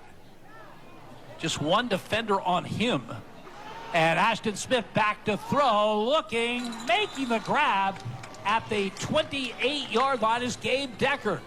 Freshman tight end on the right side, times it after the play action, runs about 6 yards and out. Other people have cleared that zone for him, taking people deeper downfield. Little sidearm sling by Aiden Smith, who's now 3 for 3 in his passing. And he hits Gabe Decker there for a nice, call it 6, maybe 7. 2nd down and 3. Berwick at their own 28. Howie wide to the left side. I formation. The give is to Galusha. He cannot handle a football, but is able to get on it right about the line of scrimmage. Very fortunate. They put it in his stomach, but it wasn't secured. I don't know if it was the handoff bounced off his shoulder pads high, but it bounced straight ahead in the direction he was going, over his right guard. And he's able to keep his momentum toward the football, dive on it, and save it. In fact, he gained a yard on that. 3rd down coming up for Berwick. They need 2. They have it just short of their own 29-yard line. Lake Lehman bunched up along that line of scrimmage. I formation behind Ashton Smith. Gives the ball to Galusha. He's hit hard, and Gavin Galusha will not get there. There is a flag down on the play. A helmet went off, Jim. I don't know if that leads to a flag or a player needing to get off the field. Galusha's the guy who lost his helmet. Jim Mitkowski stepped up from linebacker and met him at the line of scrimmage, drove him back with a shocking type of tackle that did knock his helmet off. Sean Backus will come in, but aren't we at 4th down? Just 3rd? Well, we need this penalty explained. Yeah. Boy, they are slow in getting it to us. Flag thrown by one of the linesmen here on the near side. It is a face mask. Ooh. Against the Black Knights. And it's going to be 15 as well. So maybe more than just a shocking hit, Jim, that rips the helmet off of Galusha. Certainly a concern for safety if you're seeing people grabbing at the earpieces. So the Bulldogs with exactly 6 minutes to go in this opening half. First and 10, third 46. Stay with us at halftime. Former Berwick star Ron Powis, now a deputy athletic director at Notre Dame, will be our guest at the half. We'll hear from Ron, but right now we've got 5:46 to go in this half as Berwick with a 7-0 lead. The call goes off the left side, and not much doing as Bankus gets his first call of the game. Senior Sean Bankus, 5'9", 160-pounder. He'll get a yard to the 47. Second down and 9 for Berwick. Remember, this drive started at the Bulldog 1-yard line. It's now at their 47. Trent Goss came in well from his defensive tackle position, was able to wrap him up for no gain. Good play by the Knights defense. Slot to the right side. Julian Howie is wide to the left. Ashton Smith has the shotgun snap, and he's back to throw, and he looks far to the far sideline, and making the grab and getting out of bounds was Ty Wilkerson about the 48-yard line of Lake Lehman. So pick up 5 on the play and bring up a third down and 4. Yeah, real nice, just an out pattern. Quarterback Ashton Smith, 4 of 4 passing, including a touchdown pass. And now for this third down and 4, Jake Lisnock will come in at the quarterback position for Berwick. Keep an eye on the running quarterback, Jim. Sophomore, backup quarterback last year. Takes the snap. He's going to carry it himself, looking for some blocking. Not much there. He gets maybe to the 45-yard line. Where will bring up fourth down. Chris Schultes was in on the play for Lake Lehman. They marked it at the 46, so give him 2. So now Berwick, a big call coming. 4th and 2. They have it at the Lake Lehman 46 with 4:37 to go in the half, and the Bulldogs leading 7-0. Crossed midfield. It doesn't look like a punter's coming in, Jim. It's a good full 2 yards that they do need, but the offense has been strong. You'd like something with a little finesse to pull the defense here if you can. Wide receiver to either side. Everett Snyder back in there. He's a blocking back to the right. Galusha deep in the backfield is the lone running back. Snyder comes in motion. The handoff to Galusha straight ahead, and he won't get there. Won't get there. Great play, Ben Dowling. Ben Dowling crashed from right defensive end over the guard position and was able to hit the running back who had his head down and shoulders squared to start with contact, figuring he'd have to power for a yard or 2. Instead, he pretty much clubs that head on down straight to the ground to make the stop and give his team the football. So Lake Lehman gets it with 4:04 remaining in this opening half. Berwick leads at 7-0. Black Knights with 1 timeout remaining. Do you like going for it on 4th down, Jim, or would you have punted? No, I like going for it. Yeah, I like the decision. The defense has been playing pretty well, and you're, like you said, 4:04 left. Not a whole lot of time for the Scarlet Knights to score. Just needed Dowling to be somewhere else. Yeah. As Evans back to throw. Fires long to the far side. A jump ball, incomplete. Boy, that's a terrific defensive play by Billy Hansen. Yes, it was, and he had the big guy that he had to cover. He had Ben Dowling, who goes up tall, and the jump, it's a jump ball. They both have it. In fact, if anyone came down with it, it was going to be Billy Hansen. But as they come to the ground, it's broken up and knocked away. So we've had our share of offense in this first half, but only 7 points on the board. They belong to Berwick with 3:59 to go. And Lake Lehman, second down and 10 at their own 46-yard line. Black Knights moving from our left to our right. Hayden Evans has the snap, going to keep the ball himself, look for some running room, and not much off that left side. He'll get about 3 out to the 48. It'll keep the clock running as well. Berwick switching more to a 5-man line. Since early in the game it was being hurt in the C gap. I think they decided to beef up the line a little bit, and the 5-man line protects that C gap where they've been vulnerable. Now they may switch a little bit as they realize the Knights have to go to more of a passing game. We'll see as this drive continues. Big call, 3rd and 8. Black Knights at their own 48. Evans has the snap, and he's back to throw, and he steps up into it, and he's sacked! Back at the 46-yard line, Nico Lonsinski. Nico Lonsinski is making a name for himself. So is Traven Geiger, Jim. It was almost a pitcher movement. Fife get more credit for that sack. Lonsinski had him by himself, but Traven Geiger would have had him if Lonsinski's not there. It'll force the punt. Berwick uses a timeout. They still have 2 remaining with 3:09 to go in the half. And Andy, while we have this timeout, we would certainly be remiss in not mentioning the tragic passing of Scott Dennis, who was just a couple of days away from making his debut at his alma mater as Nanticoke's head coach. 55 years old, former Central Columbia head coach, and a longtime assistant here at Berwick under George Curry. Boy, just a terrific guy. Both you and I did broadcasts with Scott. He knew the game. He was enthused about the game. Just a terrific guy. It's a terrible shock to the community. Terrible shock. Of course, a lot of people know his son Roy, who coached many years here at Berwick after playing his career here at Berwick and then at Bloomsburg University. So we got to know the family very well, and I was stunned when I read about his passing. Ready to take on the dream job of his life at his alma mater of Nanticoke. So excited for that, and you just never know what life's going to deal you, Jim. Sean Bacon's back in single safety for Berwick. Bulldogs have 2 timeouts remaining, 3:09 to go in the half. They lead 7-0. Schultz back to punt. Back at his 34-yard line. Good snap. Gets the kick away. Bankus will let it bounce, and then we'll let it go, and it takes a good roll where Lake Lima is concerned. They're going to mark it, I think, about the 18-yard line. So that's where Berwick has it. They have 2 timeouts remaining.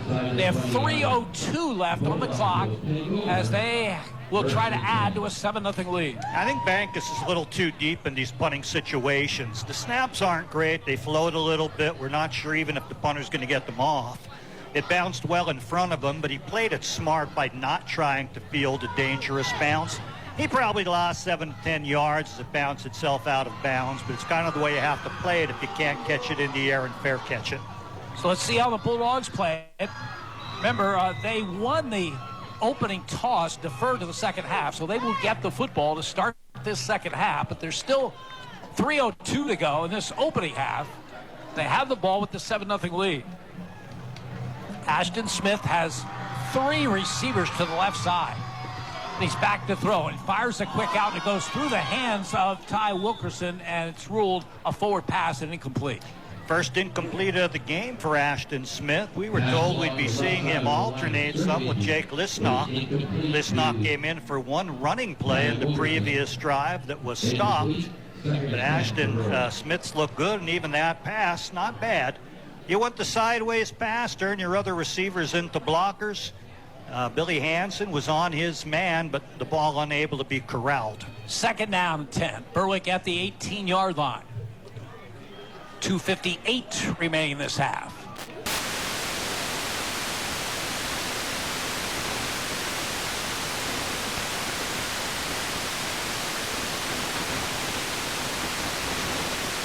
And looking long, half time.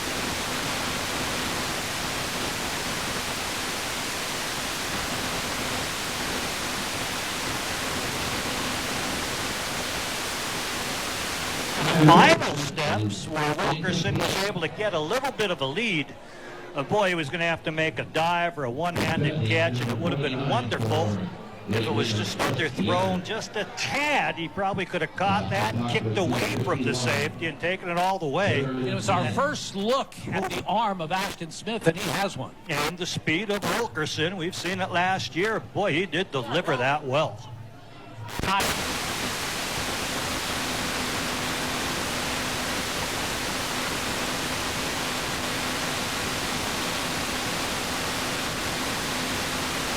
Wilkerson makes a great catch at the 35-yard line. Ty Wilkerson goes high to make the grab.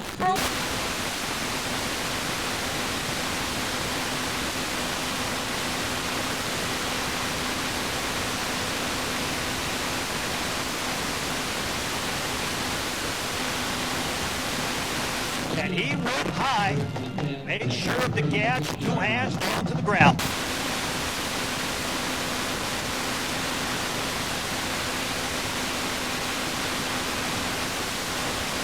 Timeouts remaining. Smith out of the gun. Lake Lehman jumped across. Yes, they did. Stagger that cadence. Big Tristan Knapp anticipating the first sound, goes on it, and crosses into the neutral zone. Berwick will get 5 easy yards. First and 5, Bulldogs at their 41-yard line. And they didn't tip the play in any way, so they'll keep the same formation and come right to the line of scrimmage. Julian Howie wide to the left, slot to the right. Smith back to throw. Looking. He's going long to Howie. Howie stepped out of bounds on this sideline, and I think that's going to be the flag. Berwick wants interference, but Howie definitely ran out of bounds on his way downfield. Or did they push him out of bounds? I don't believe so. Normally you drop a hat when a player goes out of bounds, but you can't go out and come back in and make the play. Well, we'll see how they do rule this. Alex Smith came up limping after that play. He goes to the Lake Lehman sideline. Officials conferencing.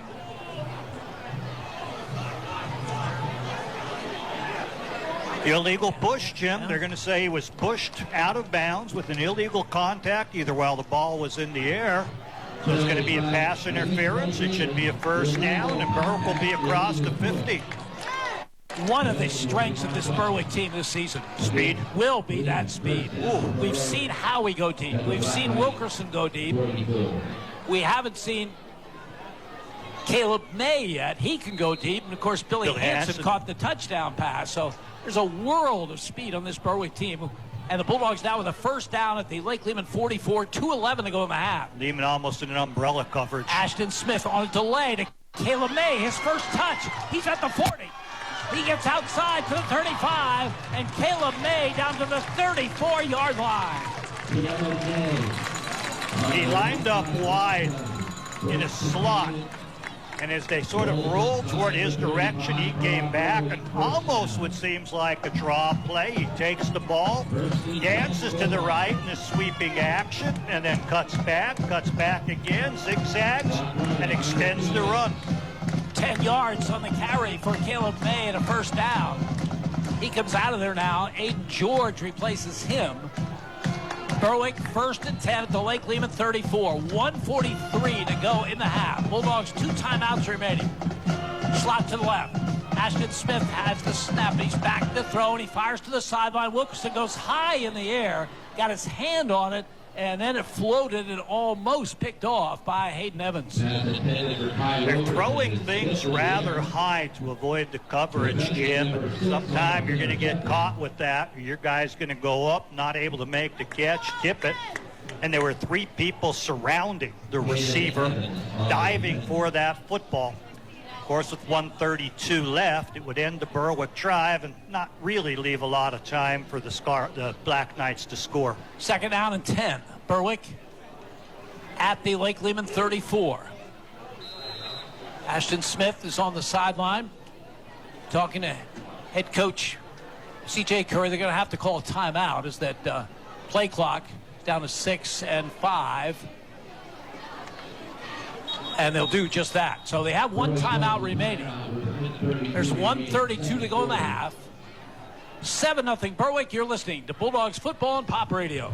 Red's Roofing, the roofing ninjas of Berwick. The roofing experts for all of our listening area. With over 30 years experience and great rates. Why go anywhere else when Red's Roofing will get the job done right for your roofing, decks, and siding. Specializing in metal roofs, rubber roofs, and shingles. Most of the work is done in one day. Red's Roofing, the roofing ninjas. Now located in Dushore and also serving Bradford and Sullivan counties. With owner Harry Titus, a supporter of the Berwick football team and St. Jude Children's Hospital. Call 570-752-4351. Hazelton at 94.7, WVWX W242CY Berwick at 96.3, W282CO Bloomsburg at 104.3, and W288CF Danville at 105.5. Your home for Berwick Bulldogs football is Pop Radio, a Southern Mountains media station. WHLN, Bloomsburg. 1:32 remaining. Opening half. Berwick 7. Lake Lehman nothing. Berwick 1 timeout remaining. Bulldogs trying to add to their lead. They have a 2nd and 10, and they have it at the Lake Lehman 34-yard line as they move from our right to our left. Passing formation in a passing situation, Jim. You need to stop that clock with incompletes or getting out of bounds. 3 speedsters wide to the left. Smith has the snap. Back to throw. Has time. Looking long over the middle. Incomplete. Caleb May got his legs tangled with the defender. Went down. No call. 1:26 remains the half. Berwick 3rd down and 10. It just seems very dangerous, Jim. You know, in other years with this time and these formations, you figured out they're not going to score. But with people as fast as Berwick's receivers, with the quarterback with the strong enough arm to get it downfield, and why not risk the interception? It's only 1:26 to go. Worst you do is turn it over and the clock will eventually run out. So the opportunity's there to make the big play on the jump ball. Here's this 3rd down call. Smith back to throw. Dumps a pass to the far side to Galusha at the 30, the 25, the 20, down the far side, then the 15, down to the 9-yard line. That time they don't go to the speedy wide receivers. They go to a dump pass to the running back, and he makes a great play. And Berwick has it at the 9, 1st and goal. That's a 25-yard completion. Exciting. Get people conscious of the deep pass, then hit that little flare pattern. Galusha, tremendous moves downfield, losing people in the secondary. Eventually Bardo coming from behind. He's sort of easing up to make one last move. Still 1 timeout remaining. 1st and goal, Berwick from the 9. Toss, sweep to Galusha, flags and whistles. Blow the play dead. Yeah, and a late hit, but one that, you know, I'm not hearing the whistle. And if I'm a physical player like, like you're seeing in Ben Dowling, I'm putting the shoulder into Galusha, who's not expecting to be hit as he heard the whistle. So to go against Berwick, it'll be a 2nd down and goal back at the Lake Lehman 14-yard line with 1:04 to go in the half. I'm not a fan of back-to-back runs after a guy sprints downfield as Galusha did on that previous big play. Yet they went to pitch him the ball. Some coaches figure the guy's all hyped up. He made a big play. Give it to him. He's hot. I think the other way. Give it to a fresh set of legs. I formation. Howie is the lone wide receiver to the left from the 14-yard line. Toss, sweep, Galusha looking for some running room. He is brought down on the play. Looked like a horse collar. There is no call. The Berwick coaches trying to get that call. Ben Dowling grabbed him by the back of the jersey and yanked him back. He penetrated from defensive end and came in. Berwick's going to use their timeout. 29 seconds to go in the half. We'll keep it right here. Reminder, stay with us at halftime. We'll have an interview with former Berwick star Ron Powis. Ashlyn Wolshaw will bring you updated on all the high school football scores as we kick off the 2024 season here tonight. Some interesting games going. Mount Carmel is looking for their school's 900th all-time win. Wow. As they take on North Schuylkill. All-time in Pennsylvania. Winningest program. Berwick's number 3, Jim. And Easton is 2nd. Yeah. Schuylkill Haven is in their 100th year of football. A couple other programs looking at some milestones as we have this opener coming in. A lot of great games this week. And Mike Brennan making his Pottsville head coaching debut. Against a very improved Shamokin team. That one's a coin toss. So here we go. It is 2nd down and goal, Berwick, at the Lake Lehman 16-yard line. 29 seconds to go. Berwick out of timeouts now, and that is a big factor. Yeah, means you're likely to throw the football on 2nd down to give yourself a couple opportunities. Strange formation for throwing, though. Yeah, power backs to the left. Fake to Galusha, back to throws. Ashton Smith, he fires up for grabs, and a catch is made down around the 1-yard line. Yes, it is. It's Gabe Decker, the big tight end. Everyone on the left, the power formation to the left. He's a single tight end on the right. I thought he was in the end zone and had the touchdown. Jim clock's running at 9 seconds. Berwick's hurrying. And there's the snap, and the ball goes into the ground by Ashton Smith, stopping the clock with 6 seconds remaining. Wow. How about that freshman, Gabe Decker? Well, he's a captain, Jim, 6'3", playing a tight end, and he's by his lonesome on the right, and it looks like a running formation. There's a naked boot going in his direction. He runs a little bit of a flag pattern to get himself into the end zone. Goes high with 2 defenders on him. Fights his way down. Here we football. go. 6 seconds to go. The ball at the 1-yard line. Power backs to the left. Galusha, the call off the right side, trying to get in, and does so. Wait, the officials have stopped play. A timeout was called by Lake Lehman. Oh. A timeout was called and granted. So Galusha's good effort into the end zone goes awry. There's 2 seconds showing on the clock. Or is it 6 seconds on the clock, 6. because the snap would not have happened. Right. Yeah, I'm surprised by the timeout granted that late. The players never realized the whistle was blown. So Galusha's effort was against the effort of the defense, bounced off one and bounced his way into the left side of the line and into the end zone. And then if you're Berwick, you've kind of shown your hand there as to what you wanted to do. Yeah. Well, I think what you want to do is you want to see where those biggest of big guys happen to be lined up. You want to avoid Vladimir Lee at 330. Trent Goss at 220 has been a big-time player for them. You can try to speed it. You're on the right hash and try to outrace them down the left side. But, boy, you know, I'd be putting my Big Ben Dowling on that side to control things. Tough to say what the play will be. They're very, very close. Maybe even a quarterback sneak. This is a big, big 1 yard. If Berwick scores, they go up 2 touchdowns, and they'll have the kickoff to start the second half. It's the length of the football, Jim. It's just outside the goal line. I formation. Ashton Smith under center. I formation behind him. 6 seconds to go in the half. The give straight ahead is to Everett Snyder, and he did not get in. Did not get in. Lake Lehman with a great goal line stand. Yes, it is. Coming up cheering is number 22, Chris Schultes, Jim. So he came up after the line slowed it down and snapped him back. 3 seconds left on the clock. You know, there's a chance for a safety yet because that ball was right there on the edge of the goal line. So Lake Lehman's going to have to make something happen where they're not going backwards. Maybe run the quarterback back a step or two and then heave it just to a clear area. You can go through most of a season and not see goal line stands like we've seen in this first half. Where they've been strong. Both teams have had one. And 3 seconds remaining now. And Lake Lehman at their own 1 yard line, of course, trying to avoid the safety. It's a 3-inch line, Jim, and we worried about the safety here. I would go with the quarterback, and they do. Straight ahead, doesn't gain anything, doesn't lose anything, and that's the end of an entertaining first half of football on opening night here at Crispin Field. Berwick 7, Lake Lehman nothing. You're listening to Berwick Football on Pop Radio.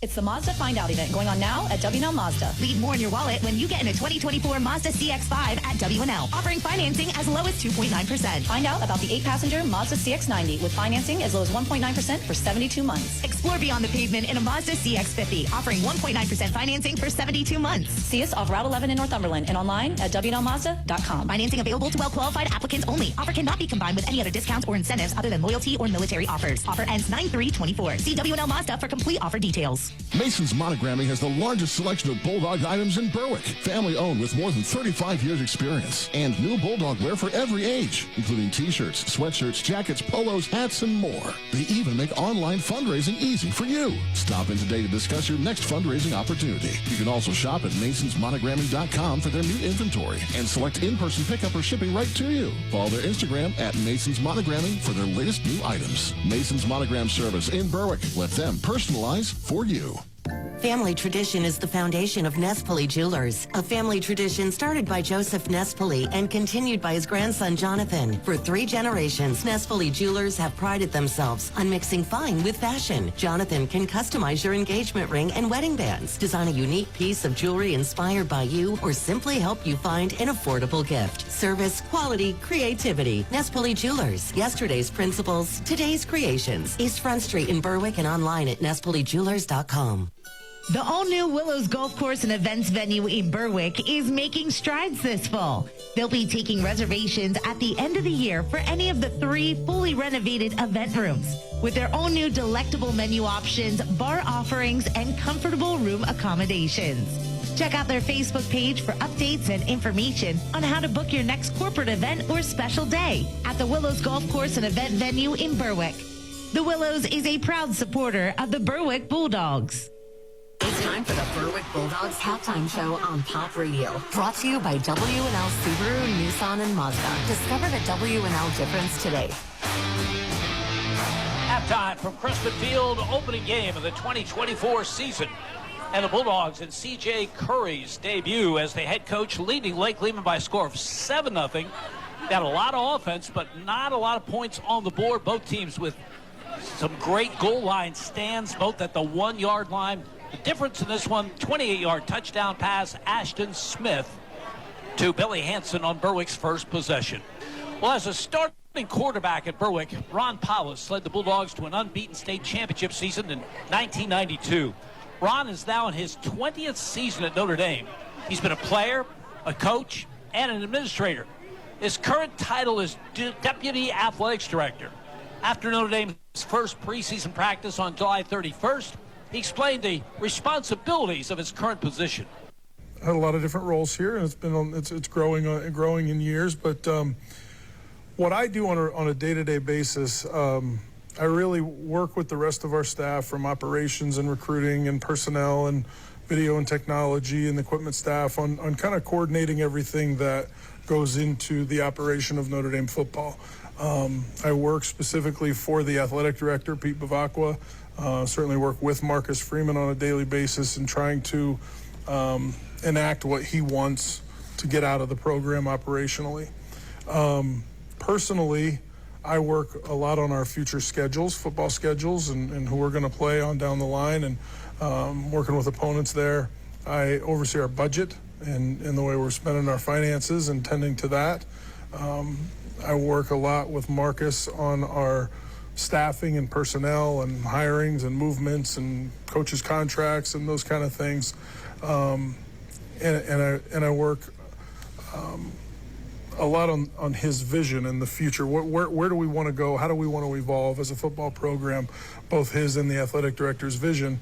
And in that regard, I'm doing a lot with our facilities. We announced recently in the spring that and broke ground on a new football facility, the Shields Family Hall, and doing a lot of work on that and paying attention to that with others in facilities and the university architects and those groups to design and work on the construction of that building to open here in a couple of years.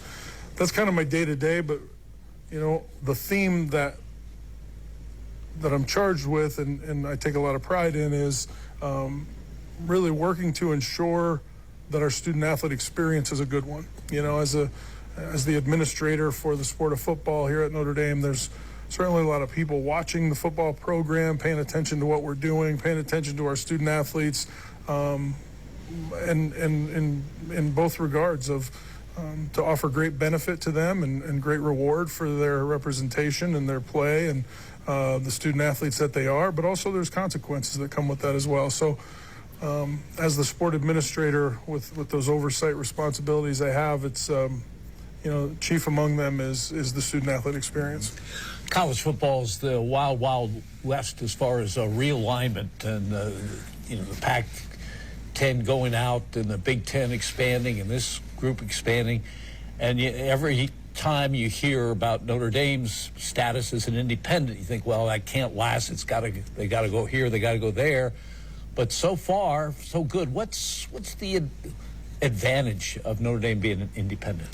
Well, we have opportunity to dictate a lot of the things that we do as a football program and as a university. I certainly highlighted probably first and foremost our agreement with NBC. 33 years of having a singular relationship with a major network. You certainly wouldn't do that in a conference. Opportunity to schedule with greater freedom and moving around the country and playing in Ireland and taking a home game to a neutral site as a Shamrock Series game. A lot of that freedom in scheduling is important to us to be able to highlight and accentuate the university and the football program across the country and around the world, and looking for those opportunities. And the concept of going to a conference and being part of a conference, that has always relied upon, and our previous athletic director, Jack Swarbrick, talked about it often, and Pete, our current athletic director, certainly sees it the same way. With access to the college football playoff, which we have, and financial stability, which we have, and a home for our Olympic sports to compete as they do in the ACC, there's really nothing driving us to a conference right now. So the freedom it affords us to live as an independent is beneficial to us, and we're not in any hurry to look into a conference. I'm sure Berwick fans would like an update on the rest of your family. Yeah, the family's doing great. My wife Sarah is doing fantastic, teaching fitness classes here at the university, and a personal trainer, and doing a bunch of things on campus. She's doing great. My oldest son, Ronnie, while not playing football anymore, Ronnie has one more semester. He spent the summer working for NBC Sports, and see if he can parlay that into an opportunity after graduation. But he's currently working in the football program, working with our operations staff. You might pick him out on the sidelines of games, standing near me as he works with our operations during the game. And then my youngest, Tommy, is a freshman. He just had his first practice today as a Notre Dame football player, and a walk-on the team, a linebacker, and had a great summer in the classroom, and looking forward to embark on this journey. So we're doing great. In high school at Berwick, you had such a great relationship with the late George Curry, the legendary head coach. This will be the first year where his grandson, CJ, is the head coach. That has to be exciting to hear about. It's awesome to be able to say Berwick and Coach Curry as the active coach is awesome. Seeing CJ as a little guy and growing up, and now to see him taking the reins is fantastic. And certainly anybody listening knows my connection and love for Berwick and the people of Berwick and Berwick High School. So to know that Coach Curry is on the sidelines and leading the charge again, CJ or George, we're excited for it, and certainly wish them the best of luck. Star Ron Powis. We had that conversation with Ron on July 31st on the campus of Notre Dame. It was the Fighting Irish first day of practice. Ron now in his 20th season at Notre Dame, listed officially as a deputy athletics director, and boy, he has a ton of responsibility. Obviously, they think a lot of him at Notre Dame. We're at halftime. This season opener at Crispin Field, and the score is Berwick 7 and Lake Lehman nothing. A lot of offense, not a lot of scoring, but a lot of excitement in this opening half. We'll check other scores with Ashlyn Walshaw. We'll check stats with Andy Lickney when we return. You're listening to Berwick Football and Pop Radio. When you're shopping for insurance, you might say, "What? Huh?" I'm so over this. But what you really need to say is something that could actually help. Like a good neighbor, State Farm is there. When you get a local State Farm agent, they can help make it easy and help you choose the coverage you need. Plus, they're available online, over the phone, or even in person. I'm so into this. Visit your Berwick State Farm agents, Sean Black at InsureBerwick.com and Lori Powell at LoriPowell.net. Planning your next big event? Weddings, concerts, church festivals, even construction sites. Preferred Portables has you covered. Preferred Portables offers a luxury restroom trailer that even has hot water. No power? No problem. They can provide a generator to keep the lights on. They even provide sanitary service to campgrounds, parks, parties, and have 24-hour emergency service. Contact Preferred Portables to learn about event and contractor pricing. Check out their website, preferredportables.com. We're number one when you have to go number two. Berwick Dental Arts, 9th Street in Berwick, is proud to be keeping generations of beautiful smiles across Bulldog Nation. Dr. Susan Ermish, Dr. Nathaniel Fluke, and their staff practice general and restorative dentistry, and they're open Monday through Friday. Whether you need a simple cleaning or a complicated procedure, Berwick Dental Arts will see that you have the best smile so you can be your best. Berwick Dental Arts, 9th Street in Berwick, is a proud supporter of Berwick Bulldogs football. Visit their website at berwickdentalarts.com. Mason's Monogramming has the largest selection of Bulldog items in Berwick. Family owned with more than 35 years experience. And new Bulldog wear for every age, including t-shirts, sweatshirts, jackets, polos, hats, and more. They even make online fundraising easy for you. Stop in today to discuss your next fundraising opportunity. You can also shop at masonsmonogramming.com for their new inventory and select in-person pickup or shipping right to you. Follow their Instagram at Masons Monogramming for their latest new items. Masons Monogram Service in Berwick. Let them personalize for you. This is Berwick football coach C.J. Curry. You're listening to Bulldogs football on Pop Radio. Halftime from Crispin Field. Season opener. Berwick leads Lake Lehman by a score of 7-0. For an update on other scores from around the region, let's go back to the studios of Pop Radio and Ashlyn Walshaw.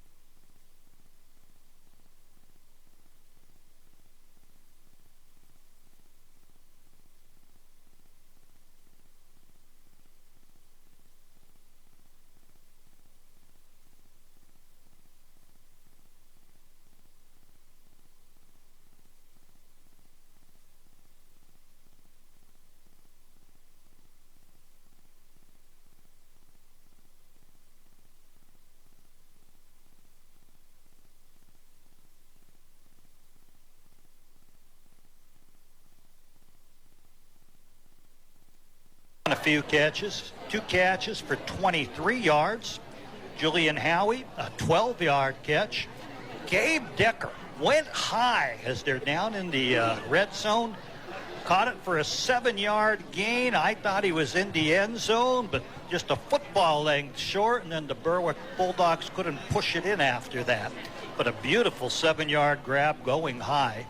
And then Gavin Galusha, he took a little swing pass when everyone else was looking the other way and went 25 yards on that. Beautiful open field running. 6 catches in all and 10 passing attempts for 95 yards. 15 rushes for 49 yards on the ground. Total of 144 yards for the Bulldogs. Looking at Lake Lehman, their numbers, 85 yards on the ground, 30 in the air.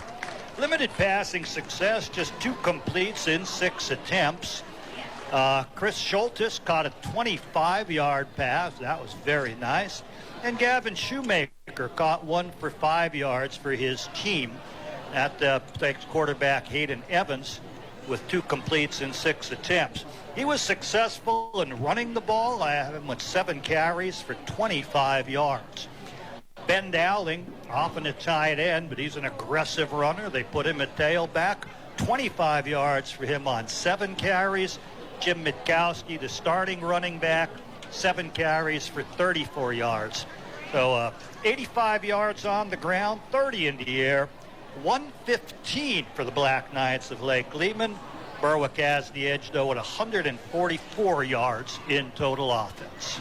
Jimmy? Both goal line stands were terrific. Both were really important, but boy, getting back to that seconds left in the first half, if Berwick gets in, they're up 14-0 at the half, and they get the ball to start the second half. That's a lot different scenario than the way it sits right now.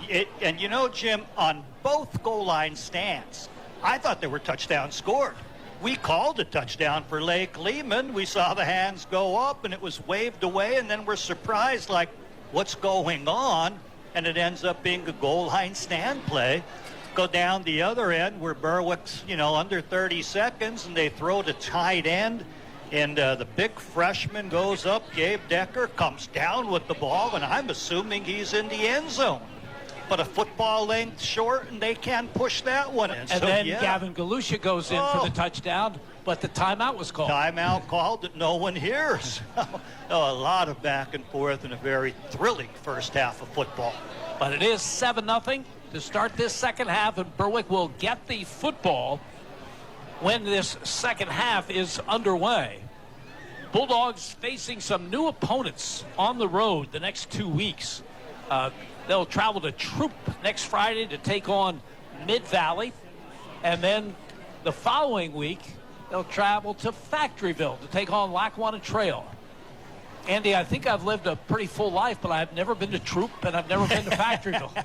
I think I've been to Factoryville, but Troop I've only seen on TV commercials. So, yeah, we'll get the GPS rolling, Jim, and what a wonderful device that is. I remember heading places we haven't been and being so lost, we wonder if we'd ever get there, and you'd want to leave 3 hours ahead of time just to make sure we were able to get there and be set up. Well, Berwick football is powered by Lehigh Valley Orthopedic Institute and the region's only nationally ranked hospital for orthopedic by U.S. News and World Report. Our team is ranked among the top 20 in the nation and is your unrivaled partner for orthopedic care. So Berwick will get the football to start this second half. Bulldogs have not punted in this game. Their offense has been steady. I think Ashton Smith has really afforded himself well in his first start of his career. Oh, I thought he looked great, Jimmy. In fact, we were expecting to see alternating quarterbacks, and I think sometime you're just getting where, hey, it's in a rhythm. He's hot. He's running the team well. The ultimate goal is win. We're not going to lose that rhythm. So, Jake Lishnock may not like the fact that he's only had the 1 carry. Maybe we'll see more of him here in this second half. I'm sure we'll see more of him through the course of the season. But, boy, the ultimate goal is win the game. You have a hot hand. The guy's looking good. You stay with it. I remember playing Danville, and I was going to alternate my linemen. I was going to have the 3 guys on the right. I called them the A team, and then 3 guys beyond them. They were going to be the B team, and I was going to switch every series, and I didn't. I didn't. And it was one of those things I just regretted as a coach. Those guys would look at me with the big eyes like I say double-cross them, but I felt like I did. So we'll see which way we go, if we see more of Jake Lishnock or if we keep seeing Ashton Smith, who's been the hot hand. Berwick will move from our right to our left in the second half, awaiting the kickoff from Lake Lehman's Logan Law. And Sean Bankus and Caleb May deep for Berwick. 7-0. Bulldogs lead it. Opening night. Head coaching debut of C.J. Curry. But a lot of football to be played as Law's kick to start the second half is very, very high. Bankus back at his 5-yard line. Circles back to the 10, to the 15, to the 20, the 25, the 30, and down to the 32-yard line. Sean Bankus with a terrific return. Yeah, Cole Daniels coming down had to leave his lane and backtrack and trip him up. as he seemed to find the lane up the left hash, but a wonderful return on a very deep kick. So the 32-yard line will be the starting point for Bulldogs offense to start this second half. They've been mixing the running game well with the passing game, Jim. The stats show a lot more passing because of the down and distance situation at the end of the half. I think we'll see more of a balance and back to the running game here in this half. Gavin Galusha is the lone running back. Ashton Smith under center. Wide receiver to the left. The give is to Galusha. Tries the left side. Runs hard. Gets over the 35 out near the 38-yard line. Everett Snyder sort of starts as a wing on the left. He's the fullback by position normally. But he goes in motion and tries to kick out the defensive end on the far side. They made nice blocks to be able to create a seam on that right side of the line for Galusha to get a good 5 yards. Second down call coming for the Bulldogs at their 37. Julian Howie is wide to the left. Backs in an open set now. It's Ashton Smith back to throw, and the pass beyond the reach of the intended receiver. Julian Howie at the 41-yard line in front of the Berwick bench. It'll bring up 3rd and 5. In the opening series of the first half, on the very second play, they threw that out to Howie, and they were able to complete it very nicely. And this time, it's just not going to be there as they can't connect. 3rd down and 5, Bulldogs. Gavin Jones, the center, over the football at the 37. After a shift, Galusha is the tailback. Everett Snyder ahead of him. Toss sweep right side. Gavin Galusha looks for some running room. Has it, then some. Over the 45 out to the 48-yard line. Berwick converts on 3rd and 5. Yeah, real nice. Landon Brandow, the corner on that side, had to hang on. That same shift we saw about the 3rd play of the first half, Jim. We see the people set up who are really the backfield over on the left tight end and wing, and they shift, and the people in the backfield become the right tight end and the wing, and they block it on that side. 11 yards in the carry by sophomore Gavin Galusha. 1st and 10, Berwick at their own 48. Again, a shift.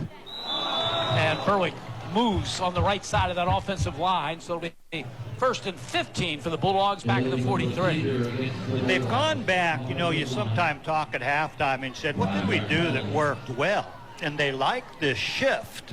You take your fullback and running back, set them out on the left side as a wing and tight end, and put your wing and tight end in the backfield. Then shift them, and you shift the power to the other side, and then a quick snap, and you should have people out man. But that time, their lineman broke the stance. 1st and 15, Bulldogs. Toss to Galusha off the left side, and he's brought down after a short gain to the 45-yard line.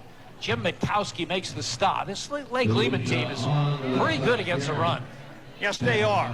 They react well from the middle of the field. He only got about a yard on that. A unique soft toss. Sometimes it's underhand hard, sometimes it's pitched hard, but a little bit of a unique toss that he can field it at his eyes, catch it, and see the field in front of him, but it closed down very quickly. So just a yard for Gavin Galusha. 2nd down. Berwick at their own 45-yard line. Billy Hansen wide to the right. Smith out of the gun. Ball. Gives the ball to Wilkerson. He never gets it. It's a fumble, and Lake Lehman is on the football. Boy, it was just laying there, Jim. Cole Daniels comes up with it in the backfield. They tried that jet sweep with Wilkerson in the first half. He got 9 tough yards on it. But this time, the mesh is done poorly. It's just not put in. He has it. He's running by it without the ball. Quarterback's going in the other direction. Cole Daniels, with this penetration, gets the turnover for his Black Knights. First turnover of the game, and Lake Lehman will try to cash in with 9:52 to go in the 3rd. Black Knights at the Berwick 42 as they move from our left to our right in this 3rd quarter. Hayden Evans is the quarterback. Mitkowski shifts to his left side. Man in motion. Back to throw, one-on-one to Schultes, and he makes a great catch down the 13-yard line. Boy, Caleb May all over him, and Schultes shows what a talent he is as he goes up and high points the football and makes the grab for a big gain. And it was kind of thrown toward the sideline, and it looked like they were looking inside. Caleb May was right there inside his shoulder pads. But as they go up, he's able to get a little separation at the bit of a legal push-off, falls back and catches the ball. 28 yards on the reception, 1st and 10 at the Berwick 14. Evans back to throw, fires out of the backfield, has his man. It's Schultes, and he's ridden out of bounds inside the 5-yard line. So Hayden Evans on target. That time it was Ben Dowling who made that grab and not Schultes, as the ball's at the 2-yard line, 12 yards on that pickup. And it's 1st and goal. He slid from the tight end position with the rollout coming his way, ran a little flat pattern, caught it, and hoped he forced his way into the end zone. But Berwick tacklers denying him, but they're right there at the 1-yard line.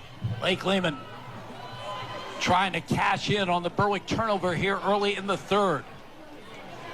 From the 2, they operate out of the gun. Hayden Evans has Mitkowski to his left. Evans is going to keep it inside into the end zone for a Lake Lehman touchdown. Black Knights are on the board. Yeah, I was surprised they were in shotgun as well, Jimmy, but he got it. He rolled to the left with the intention of running. He had all his blockers out there, one-on-one, just to shield. And he decided to take it left, and then once he got wide of the tight end, cut it back against the green, danced his way in for the score. 3-play drive for Lake Lehman. Now they're within a point of tying it up. Logan Law will try to do it. His kick is up, and his kick is good. Time on the field, 9:24 to go in the 3rd. Berwick 7, Lake Lehman 7. You're listening to Bulldogs Football on Pop Radio. Free checking for you and your business. No strings attached. Sounds perfect, right? First Keystone Community Bank offers free personal and business checking options with free Visa debit card, no monthly fees, no minimum balance, and no monthly qualifying requirements. Checking with no gimmicks, just what you need. They'll be celebrating 160 years of serving their communities with 19 full-service locations and convenient digital banking tools 24/7. First Keystone Community Bank. Local banking for the community we all call home. Online at fkc.bank. Equal Opportunity Lender, member FDIC. This is Berwick football coach C.J. Curry. You're listening to Bulldogs football on Pop Radio. First turnover of the game. It's recovered by Lake Lehman. They get it at the Berwick 42. It takes just 3 plays for them to get on the board. 2 excellent passing plays from Hayden Evans, 28 yards to Chris Schultes, 12 yards to Ben Dowling. And then Evans calls his own number, takes it in from the 2-yard line. Law with the extra point. We're tied at 7. 9:24 to go in the 3rd. Berwick needs to regroup. You know, you make mistakes. I don't even know who to give the fumble to. Quarterback or to the jet sweep running back. It just, played it, didn't click. Law's kick is a good one. High and deep. Caleb May at the Berwick 4-yard line. To the left side. To the 10 to the 20. The 25 to 30. Turns the corner 35. At the 40. Still on his feet. Tackle at midfield. Caleb May with a spectacular return. Berwick in business. Great block about 20 yards into the run by Rocco Romeo. That opened the seam for Caleb May to sprint on through. It's a game of momentum, Jim. After the turnover, the Black Knights certainly did have it. Quick passes and then a quarterback run. Berwick needs to regain momentum. They're certainly in this game. They just need to tighten up the offense, overcome that turnover, and make things happen on this drive. 46 yards on the kick return by Caleb May. And Berwick 1st and 10 from midfield with 9:14 to go in the 3rd. The score tied at 7. Aiden George is in as a blocking back to the left side. He goes in motion to the right. And the give is to Galush off the right. He's got running room, and he pounds to the 43-yard line of Lake Lehman. Boy, he runs hard, Jim, until he's met in the secondary by Gavin Shoemaker. But they opened up the seam, the A-gap, the B-gap on the right side. He saw, and he just accelerated through that for a 6-yard gain. 2nd down and 4. Bulldogs at the Lake Lehman 44-yard lines. Berwick moves from our right to our left in this third period. Billy Hansen wide to the left. Julian Howie wide right. I formation now. George is the fullback. The call goes to Galusha again. Hit behind the line, but he gets ahead for a couple. Slowed down a little bit in the backfield, and then Cole Daniels, the man who recovered the fumble, was able to wrap him. But Galusha, running with power, is going to stretch at least a yard, get himself closer to the chain, setting up a third and a long 2. As Ashton Smith looks to head coach C.J. Curry for the play call. 8:06 to go in the third. Berwick, big call, 3rd and 2 at the Lake Lehman 42. Lake Lehman showing run blitz. Call goes to Galusha off the left side, spins and may have a first down. Well, it's a great effort by him. Gavin Shoemaker made a nice tackle, but Galusha, knowing where the sticks were, extended that body and did pick up the first down. Great play by him. Yeah, I'm surprised they're going power on power, taking on the inside. Now, it bent a little bit to the left, and that's where he found that little bit of opening. And as he extended the body, he also extended the football, Jim, just enough to cross the 35-yard line and get the first down. Slot to the left side, I formation. First down, Bulldogs from the 40-yard line. Galusha again off the right side, and he'll power ahead for about 4 near the Lake Lehman 36. Yeah, and they're kind of shredding things. Cole Daniels again catching and holding on, though, as Galusha runs by him for another 4 yards. Again, Galusha with a number of carries in a row. I like to spread it out, give him a little bit of a breather after that 4-yard gain there. Second down and 6 for Berwick. At the Lake Lehman 36-yard line. Slot to the right, I formation. Smith play action, back to throw. Looking long downfield, incomplete. 10 for Julian Howie in traffic down at the 5. I like mixing it up. They've been running. Now you go a little play action fake to the inside and try to use Howie's speed. But Lake Lehman keeps their secondary deep. It's going to be hard to get behind these safeties because they really do respect Berwick's speed on every play. They hope to stop the running game with their front 7. That's been a challenge for them. 3rd and 6. Now there's a running back to either side of Ashton Smith as he awaits the shotgun snap, and he rolls to his right. Looking, fires across the middle into traffic. Incomplete. Gavin Shoemaker had his hands on it. Dangerous pass. He dove in front. The ball was low, so it's going to be hard to be intercepted. But the quarterback knew where his receiver was going to be, tried to get it. As you mentioned, maybe a bit dangerous to try to force that one in. But here on 4th now, they're going to finally bring the punt team out. 4th and 6 for Berwick. At the Lake Lehman 36, Sean Bankus is the punter. Berwick has not punted in this game as he stands back at midfield. Snap is a good one. Gets the kick away. Nice kick. Bounces at the 2. Almost making the save, or did he? At the 1-yard line. He did. Caleb May. He was the gunner. Ran on down. Sensed it wasn't going to be fielded. Tried to locate it on the bounce on his side of the field. And able to down it there inside the 1-yard line. Terrific play by Caleb May.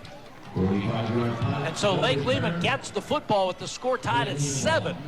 But the Black Knights have it at their own 1-yard line. And they were there at the end of the half, Jim, and you wonder, is it very dangerous? Do you risk the safety? Do you just sneak the quarterback? Do you have a chance to make the handoff to your powerful running backs who might get you a little more? Field position here is a scary thing. It certainly plays into Berwick's hands. Black Knights scored on their last possession here in the 3rd, tied at 7. That's where we stand with 6:34 to go in this period. Boy, they're going to go from the shotgun from the 1-yard line. So Evans is going to get it 4 yards deep, and he's going to throw, and he's got Schultes, and Schultes gets out to the 11-yard line. So they show a lot of confidence in their veterans. Hayden Evans and Chris Schultes, and they make a good play on first down. Well, they know the corners have to respect his speed, his ability to go deep and catch the high ball.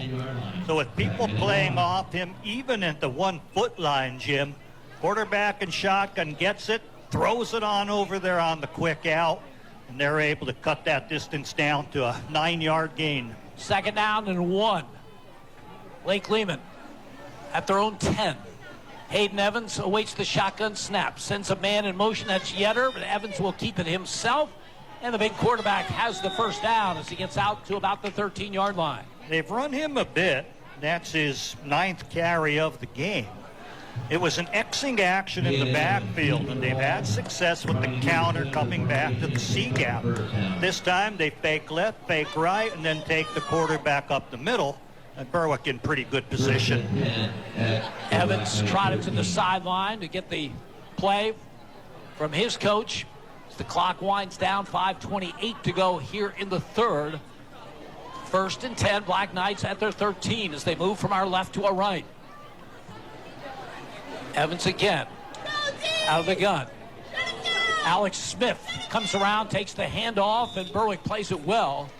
The sophomore Smith will get only a couple to the 15-yard line. His first carry of the game, 2nd and 8. Yeah, you caught the number I didn't know, number 3 out there, Jimmy. Coming from the right side of the formation, sweeping left, but Berwick playing the perimeter well, not giving much ground at all, just a yard or two. 2nd down and 8. Lake Lehman at their own 15-yard line.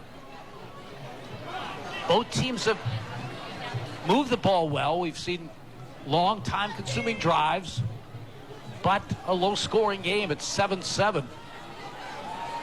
As Evans awaits the shotgun snap from the 15. Low snap. He does get it, and he's going to be buried back at the 10-yard line. Low snap. Evans got it. But Berwick was all over him. Skylar Neville will get credit for the sack. The low snap, though, is the mistake that caused the disruption. He picks it up, tries to go left, bumps into a Berwick player, tries to go right.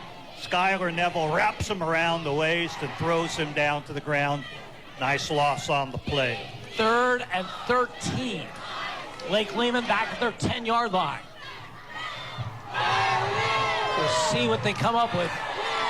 Berwick has to know where Chris Schultes is, and he is wide to the right. Caleb May on him. Evans back to throw, looking for Schultes, and he makes the catch. No, incomplete at the 30. He was sandwiched. Took a big hit at the 30. Would have been a spectacular catch, but he did not come up with it. Berwick gets the defensive play they needed. Punt team on for Lake Lehman. Boy, I thought they were going to award him the catch. The ball came out like someone hit the quarterback's arms. It floated a little awkwardly. He's going from the right side of the field over the middle. He has a defender on him, behind him, ready to hit him when he touches the ball. And another defender coming from the opposite side. Sandwiched, as you mentioned, Jim. I thought he held on to it momentarily, but knocked loose. Big punt coming for Schultes. He's back at the goal line. Gets the snap, gets the kick away, angles it off the side of his foot. Not a great kick, out of bounds to the far side. They'll walk it up that sideline. Berwick's going to have great field position with 3:31 to go in the third, and the score tied at 7. Yeah, bit of a mistake by Lake Lehman, Jim, and Berwick wasn't ready. You're finally seeing a mistake that's one of these opening game mistakes. They were 2 people shy on the punt return team. They're still running in from the hash mark when the snap goes back. But he hurries it anyway. He shanks it off to his left. And as you mentioned, Berwick with great field position. That's a 14-yard punt. And Berwick has it at the Lake Lehman 24-yard line, trying to break this 7-7 tie with 3:31 to go in the third. I think you're going to see a heavy dose of Gavin Galusha here, Jim. They feel that their offensive line can create the seams for him. He is the lone running back. Billy Hansen in a slot to the left. Julian Howie outside of him. First down call. George goes in motion. The call goes to Galusha. Hit behind the line. Breaks free again. Gets to the 15-yard line. That's a terrific effort by the sophomore Gavin Galusha. Should have been stopped behind the line of scrimmage. A man had him and twisted him and turned him. He then kept himself going. Another hand on him at the line of scrimmage. And then decided, hey, I have 9 yards ahead of me that I can still gain. Tough running. 2nd down and 1. Berwick at the Lake Lehman 15-yard line. Aiden George is the fullback now. Galusha behind him in the I formation. Ashton Smith under center. He's back to throw. He fires a quick out to Billy Hansen. Makes a man miss and then is buried at the 13-yard line. The man who missed had him almost by the earpiece, Jim, and realized he had to let go or you're going to get called for a face masking penalty. So a quick little hitch pattern to the speedster. He catches it, breaks to the inside, uses the blocking, and it moves the chains. Just a 3-yard pickup, but it is a first down. Berwick at the 12-yard line of Lake Lehman. Hansen's first catch since the touchdown grab in the opening quarter. He's wide to the right. Julian Howe wide left. I formation from the 12. Galusha the call. An opening for him inside the 5, down near the 4. Boy, the offensive line did a job that time. From our viewpoint up here, we could see a big hole open up. Cole and a gain of 7. Yeah, Cole Daniels is playing a linebacker, has to come over and make the hit, but he's out of position. He's not where Galusha's running. Strong blocking there, as you mentioned, Jim. 2nd down, 3. Berwick from the 5. George, the fullback, ahead of Galusha. Timeout. Black Knights. Yeah, Lake Lehman calls the time. 1:56 to go in the third. Score tied at 7. You're listening to Bulldogs football on Pop Radio. Hey, hometown fans. You know Journey Bank as your trusted local bank. But did you know we're also the biggest cheerleader for our community's youth? From athletes competing under the Friday night lights, to students excelling in the classroom, to talented teen stars singing center stage, we're investing in the future of our young people. At Journey Bank, we're committed to helping our kids score big in every aspect of life. Journey Bank, where dreams are nurtured and futures are built. Journey Bank, proud supporter of our local youth. This is Berwick football coach CJ Curry. You're listening to Bulldogs football on Pop Radio. Jim Doyle and Andy Lickey from Crispin Field in Berwick, home to Bulldogs football since 1929. Berwick 7, Lake Lehman 7. 1:56 to go in the third. Following the Lake Lehman timeout, Berwick has it at the Black Knights 5-yard line, facing 2nd down and 3. I think you see a series of runs, Jim, until they get into the end zone. I don't waste it down. Galusha is the tailback behind Aiden George in the I formation. Smith under center. Galusha gets the call off the right side, head toward the end zone. He's very, very close, comes up just short, but it should be 1st and goal Berwick. There is an injury on the play. Lake Lehman player down. Yeah, one of the linemen. Berwick is dominating the line of scrimmage, Jim. Whichever way they're doing it, whether they're cross-blocking or using the fullback to help Galusha, he's getting great seams to run through. And once he gets to that linebacker level, he'll drop the shoulder if he has to maximize the run. When this injury timeout is over, Berwick will have a 1st and goal at the Lake Lehman 1 yard away from the lead, with the score tied at 7. 1:46 to go in the third. We'll be back shortly. You're listening to Berwick football on Pop Radio. Red's Roofing, the roofing ninjas of Berwick. The roofing experts for all of our listening area. With over 30 years experience and great rates, why go anywhere else when Red's Roofing will get the job done right for your roofing, decks, and siding. Specializing in metal roofs, rubber roofs, and shingles. Most of the work is done in one day. Red's Roofing, the roofing ninjas. Now located in Dushore and also serving Bradford and Sullivan counties with owner Harry Titus, a supporter of the Berwick football team and St. Jude Children's Hospital. Call 570-752-4351. W234BH West Hazelton at 94.7, WVWX at W242CY Berwick at 96.3, W282CO Bloomsburg at 104.3, and W288CF Danville at 105.5. Your home for Berwick Bulldogs football is Pop Radio, a Seven Mountains media station. WHLM Bloomsburg. Jeremy Janosov, the injured player. He's trotting off under his own power. Back to action we go. 1:46 to go in the third. Berwick, first and goal at the Lake Lehman 1-yard line. As the Bulldogs look for the lead. Aiden George is the fullback.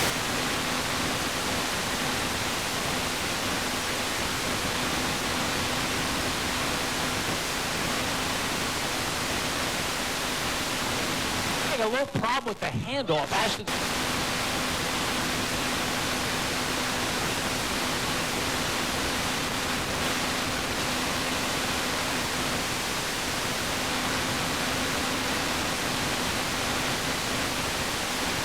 They're knocking out power him. Tremendous player. They have him at defensive end here in this goal line stand. They lost a yard. Second and goal at the 2. Again, the I formation. Smith under center. Gives the ball to Lucius.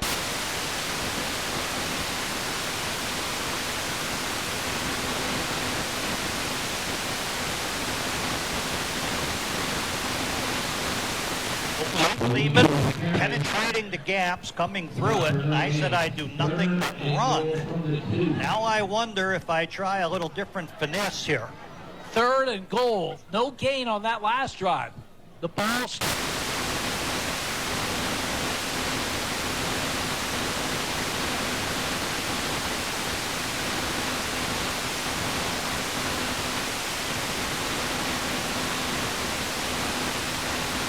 Did not get in there. But got closer.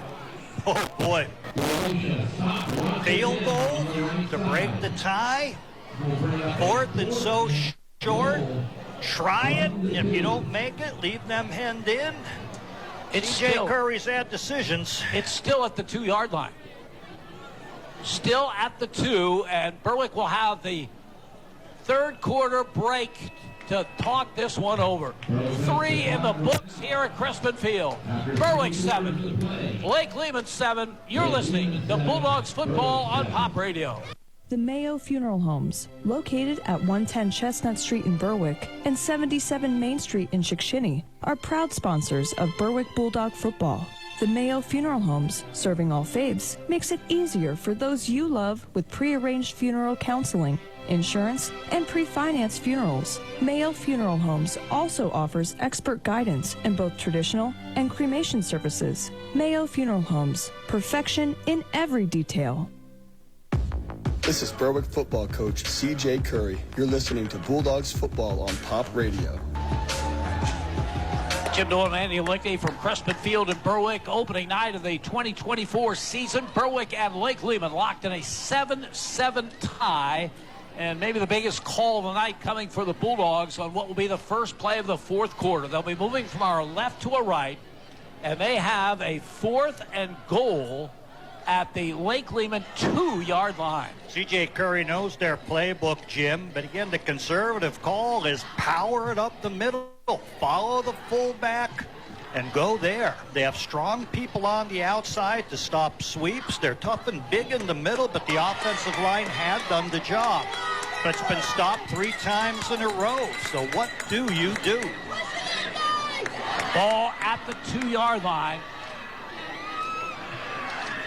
Everett Snyder's in there for blocking purposes. He and Aiden George are both to the right. Galusha's the lone running back.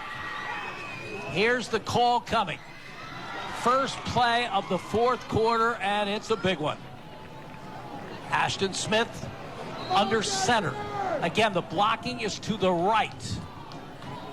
Galusha runs to the right, lowers the shoulder, and does not get in.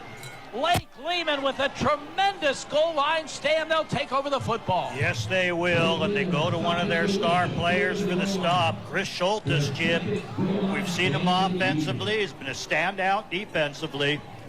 They have big size in the middle. They go out to where they're going over tackle. Schultes finds the seam to penetrate, and he's able to make the stop. The thing by going on 4th down, you keep Lake Lehman penned in. They've been penned in inside their 2 for a lot of this game. They've managed to get themselves out of the danger zone. Quick pass out of shotgun last time. See how they play it now. They're putting the ball where the nose is practically on the goal line. Billy Hansen shaken up a bit as Sean Bankus replaces him at a corner position. Lake Lehman moving from our right to our left. The ball inside their 1-yard line with the score tied at 7. Hayden Evans, senior quarterback, under center. Hands off. Run off the right side. A gain of just a couple to the 2, maybe the 3-yard line. Yeah, Jim Mitkowski, we haven't seen as much. He was the expected starter at 34 yards in the first out. They go back with that standard, coming with him off the right toward the C gap. They'll get a couple yards, a little breathing room. 2nd down and 8. Lake Lehman just short of their own 3-yard line.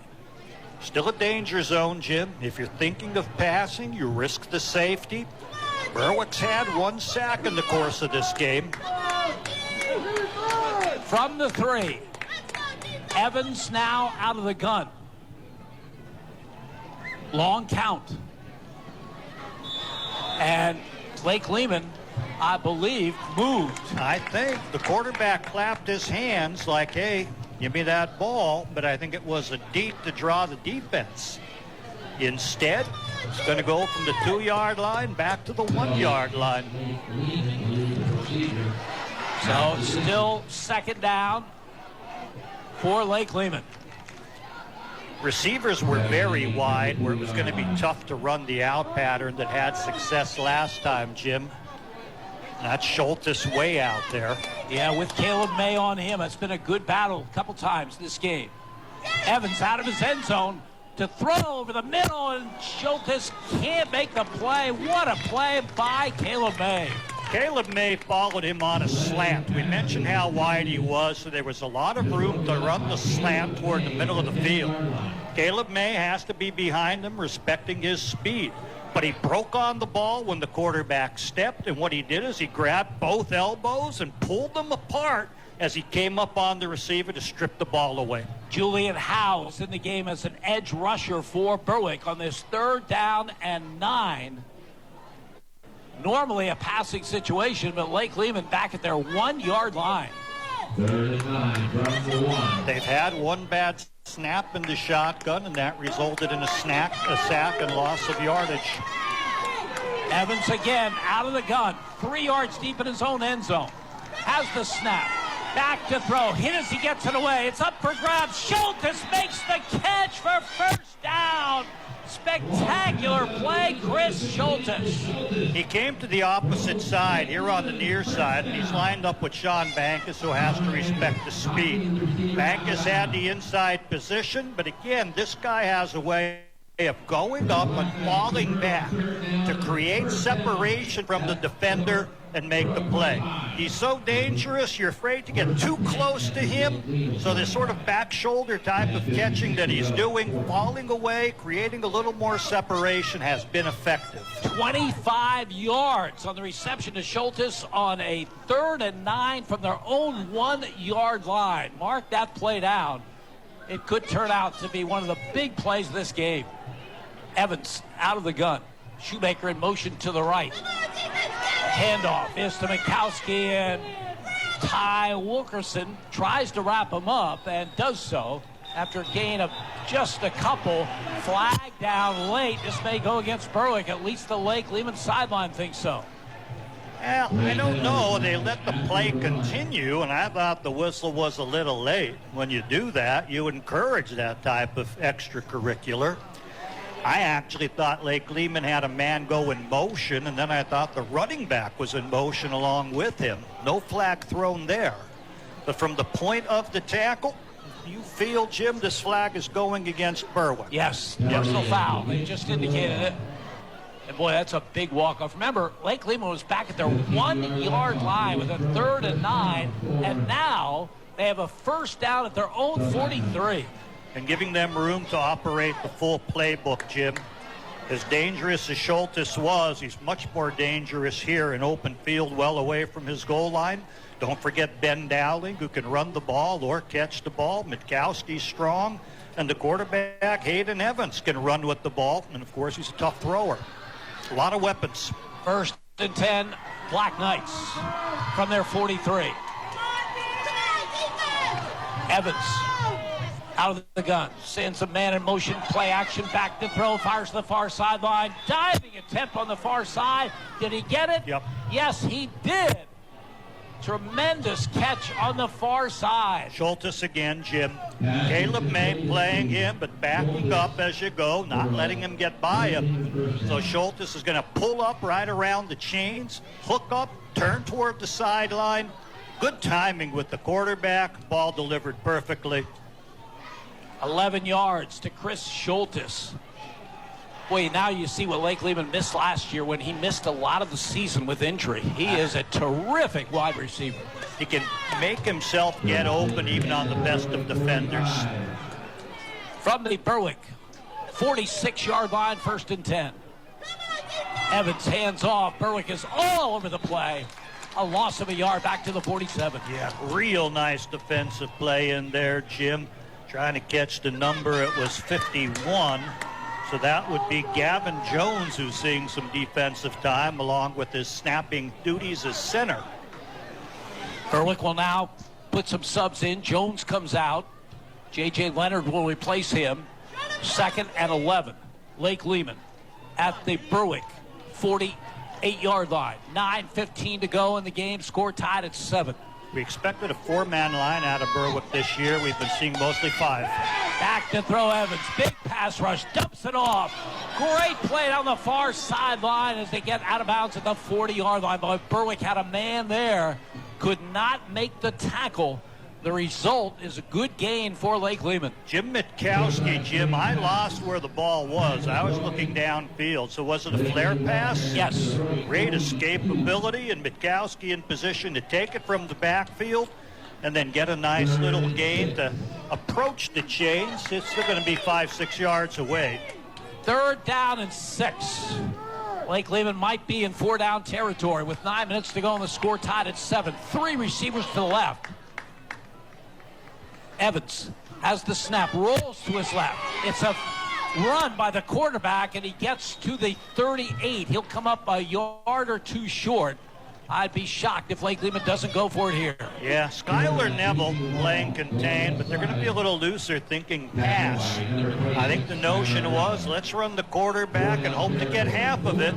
We're going to have to go on 4th down if we don't, and that's the plan.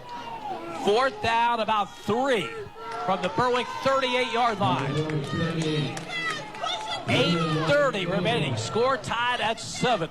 Well, they had a lot of success with number 11, Ben Dowling, in the backfield, Jim, and we haven't seen him there in this half. It's Mitkowski, the running back, to the left of Evans, who operates out of the gun.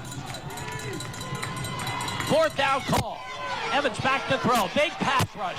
Rolls right. He's in trouble. Throws it up for grabs. Incomplete.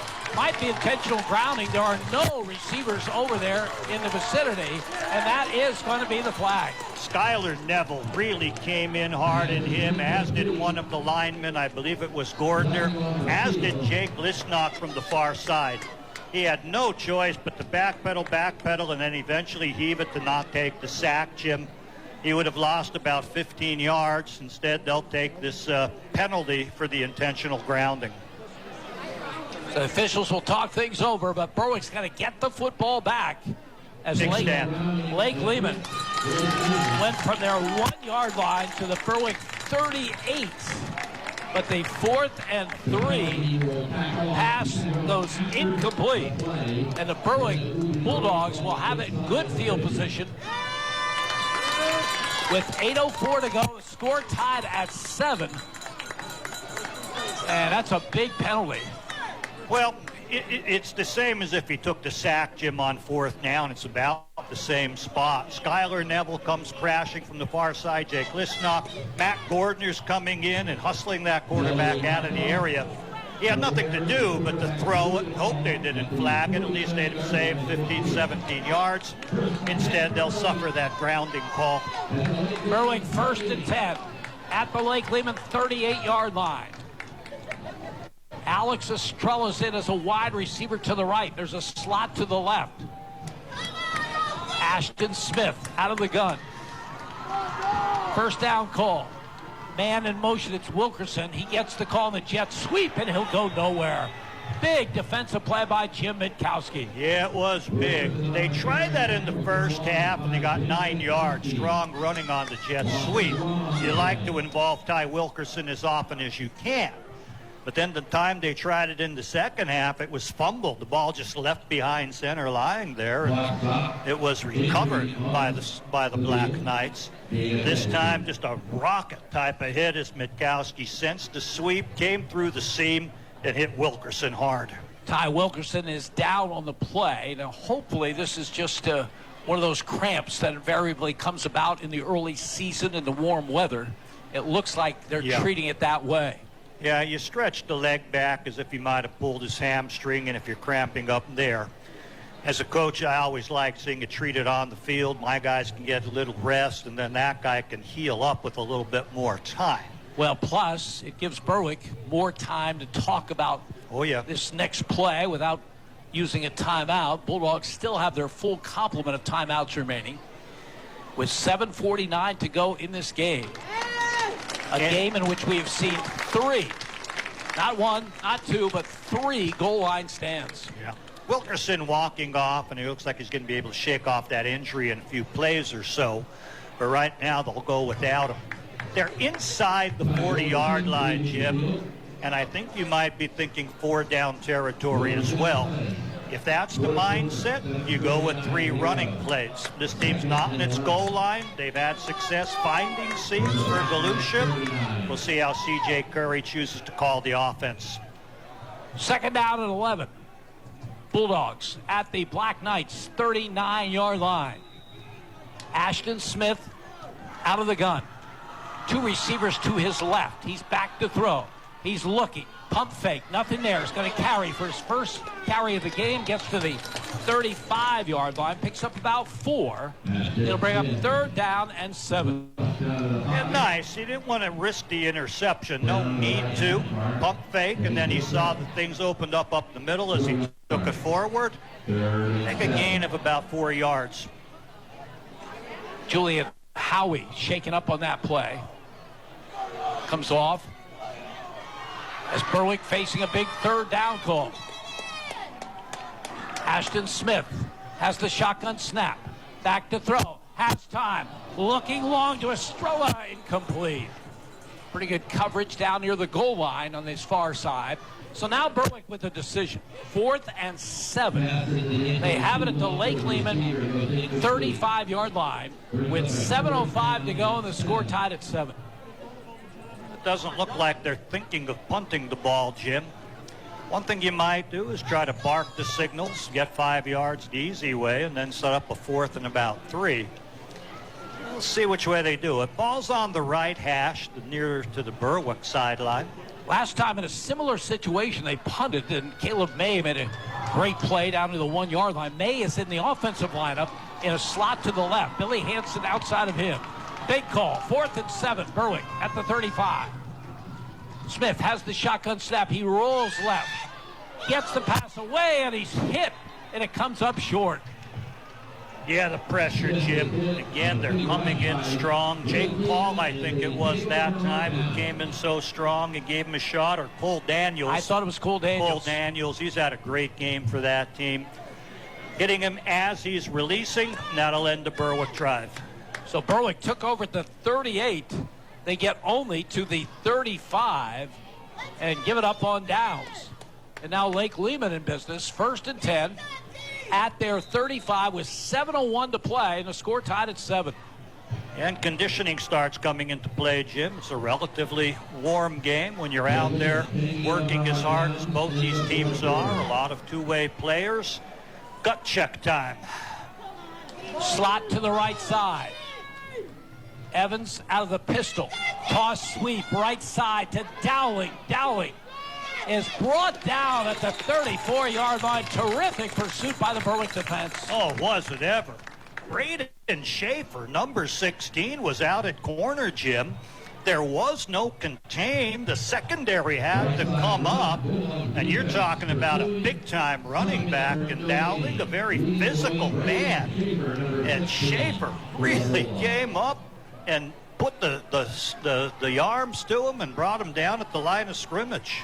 R.J. Hawes, the defensive coordinator for Berwick, has to be really pleased with this performance tonight. This Lake Lehman team has weapons. From the 35, second down call. Dowling gets the call straight ahead, and he'll pick up about 5 to the 40-yard line. Trying to catch the number. A safety got in there nice and low and was able to make the play. Actually, it was Gabe Decker who was backed off from his defensive end spot. Submarine and took the man out of the play. Yeah, Wilkerson shaken up on that last offensive sequence. Not in there at the safety spot now, as Lake Lehman faces a 3rd down and 5 from their 40. Who ran that, Jim? Zukowski? Dowling. Dowling. I'm surprised he isn't getting more. Yeah. He looks very, very dangerous as a running back. I'd run him more. Here's a 3rd down call. Fake to Dowling. Back to throw Evans. He's going to run it himself, and he's very, very, very close to a 1st down. Yeah, but a nice play by the second. Well, actually, it's number 9, Gabe Decker, the defensive end. I see that single digit and think it's the secondary. But again, he's backing off into pass coverage and then coming over and making the tackle. Jim, we've had a lot of 4th and shorts in this game, and we're going to have another one coming up. 4th and 1 for Lake Lehman. Now, they've run the ball effectively, but this is at their own 44-yard line, so this is definitely under the category of risk. As we go under 5 minutes to go in the game and the score tied at 7. Yeah, I think with the clock where it is, Jim, you have to get it on this. This could be the ball game, and I think they realize it. And I think they're going to use a timeout after letting this clock wind down. There's no hurry to get the play in. And that is a Lake Lehman timeout with 4:35 to go in the game. The score tied at 7. And they'll face a 4th and 1 following this timeout. Reminder that next week the Bulldogs are on the road to take on a brand new opponent, the Spartans of Mid-Valley, coming off a 7-4 season a year ago. That game will kick off at 7. And our coverage will start at 6 with the C.J. Curry Show. Well, I know if this is my offense, Jim, I'm running Ben Dowling, and I'm not getting too fancy about it. He's the toughest kid I've seen, and he'd be my ball carrier here. If some oddities, if this team would come out and punt formation, I wouldn't even send anyone back. I'd be looking at a fake. But I think with, the time at 4:35, them with a short yard to go, more the length of a football, I think you have him run, and maybe you run behind that biggest lineman, Vlad Lee, who's 6'4", 330 pounds. Be tight splits for me, and power inside the tackles with And Dowling. it is Dowling, the running back. 7 yards behind the quarterback, Hayden Evans. They can go with the quarterback keeper as well. Evans, the big guy. Here we go. The play is run. It looked like Berwick may have jumped off, but I don't see any flag. No. And it's very, very close. The right guard jumped, as did a Berwick defender with the movement. It was a hard count. I thought the snap came a half a count later. I'd have thrown a flag, and I'm not sure which way. There is no flag thrown. They're going to call it simultaneous, and they're going to award the 1st down on the sneak. So a big, big 1st down for the Black Knights at their own 45-yard line with 4:24 to go in the game, and the score tied at 7. This Berwick defense a year ago gave up 31.7 points a game. Lake Lehman with just 7 on the board with 4:10 to go. Hayden Evans, their senior quarterback, looks to the sideline for the play call. Dowling behind him. Dowling gets the call, and he's going nowhere. Brought down right at the line of scrimmage. Jake Lisnock from his defensive end position for the Bulldogs. J.J. Leonard there as well. So it's going to be 2nd down for the Black Knights. Aiden George also instrumental in that pile up right at the line of scrimmage, holding Ben Dowling to no gain. 3:30 to go in this one. And I don't think the Knights are going to hurry themselves, Jim. They want to score. If they can score, it'll be with deliberation and leaving very little time on the clock. Schultes is lined up as a tight end on the left. Evans, play action, back to throw. Looking, dumps a pass, has his man for a first down near the Berwick 44-yard line. I think it's Schultes on a comeback pattern. He hooked, Jim. It is number 22, Schultes. 1, 2, 3, 4, 5. That's now his 6th catch of the game, and he will move the chains. Ball at the Berwick 45-yard line. 10 yards on the pickup to Schultes. He was a flex tight end, as you mentioned, Jim, and he found his little hole in the zone. Hooked up, caught the ball at 10 yards, and that's a nice play for his team. Under 3 to play with the score tied at 7. But Lake Lehman in Berwick territory at the 45. Hayden Evans back to throw. Steps up into it. Gonna run with it. Breaks a tackle. Breaks another. Gets a first out at the 34-yard line. He's a big guy and tough to bring down. Berwick had arms on him near the line of scrimmage, and he's able to break free and then stretch that and move the chains yet again. Good decision to give up on the pass and take it himself up the middle. 1st and 10. Black Knights at the 35. Time becomes a factor now. Does Lake Lehman have to get in the end zone? Logan Law has shown a big foot on his kickoffs. So maybe they would be thinking 3 to win it. Could be. Schultes wide to the right. Keep an eye on him. Evans, hands off.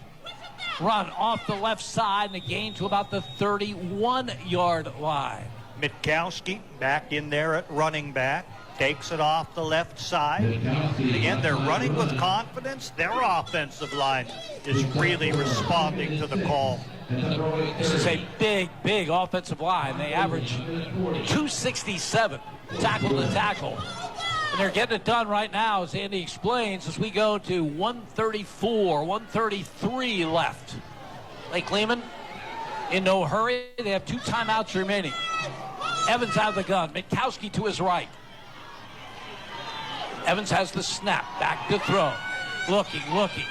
Turns the corner and throws it away. Saw he was going to be caught. Might have gained a yard just on rolling to his right. Gave it a little flip as he approached the line of scrimmage. So now it is 3rd down and 6. Second for Lake Lehman at the 31-yard line. Having trouble with the yard marker, Jimmy. Then Stearns doesn't like turning it where we can see. Now it's turned and it's flipped to 3rd down. Julian Howe comes in as an edge rusher on this 3rd down play. He'll be at a defensive end on the right side. See if he can get the quarterback, Hayden Evans. If Evans goes to the air. And he will. He's back to throw. Julian Howe is in his face and the pass comes up incomplete. Julian Howe does the job from his defensive end position. Like to use that speed, Jim. Little outside swim move, went around his blocker and came in on the quarterback, who's on a 5-step drop. Forced the errant throw, and that's going to set up the 4th down play here, Jim. Here's the game. 4th and 6. Lakeman at the Berwick 31 with 1:13 to go. And will they use their timeouts? Looks like they will. We'll take one as well. 1:13 remaining. Score tied at 7. You're listening to Bulldogs football on Pop Radio. For over 50 years, you've trusted Overhead Door to provide the finest quality residential and commercial garage door products, installation, and service. With winter right around the corner, your garage doors need a tune-up. For only $99 for one or $125 for multiple doors, they'll check, lube, and adjust your garage doors and openers so they operate smoothly. Call for their seasonal tune-up special, Overhead Door of Berwick. They're more than just doors. See their 5-star rating on their Google business page or visit ohdberwick.com. This is Berwick football coach C.J. Curry. You're listening to Bulldogs football on Pop Radio. 1:13 to go in the football game. 4th down and 6. Lake Lehman at the Berwick 31-yard line. Score tied at 7. ball's not quite in the middle of the field. It's a little leaning toward the right hash, so it's a little wider here on the left side. I think this team has to pass, Jim, and yet we've seen them run in such situations and be able to convert. Will they surprise Berwick that way? We'll see. Black Knights with one timeout remaining. Slot to the left. Minkowski is the running back to the left of quarterback Hayden Evans. 4th and 6. Slot to the left and slot to the right. Evans has a snap back to throw. Looking. Throws long downfield. Has a man for a touchdown. Schultes over the shoulder makes the grab. How he got that open, I don't know. You know he's the main receiver on this team, Jim. So many catches. His star is shining bright. Somehow, down the right side of the field, there's pressure on the quarterback. I thought maybe they'd even hit the arm of the quarterback as he threw. But he gets it off down the right side between the hash mark and the sideline. Schultes is quite open and about 5 steps from the end zone and coasted in. Extra point attempt coming from Logan Lau. Berwick has 3 timeouts left, but just 1:07 to go in this game. Snap, placement. Kick is blocked. Kick is blocked. So the score remains. Lake Lehman 13, Berwick 7, 1:07 to go.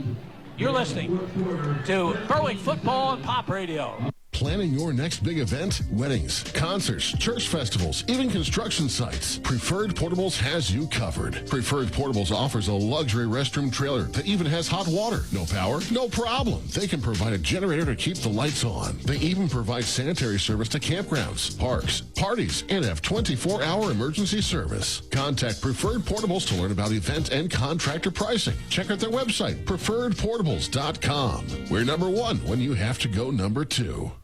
This is Berwick football coach C.J. Curry. You're listening to Bulldogs football on Pop Radio. Lake Lehman takes the lead on a 10-play, 65-yard drive.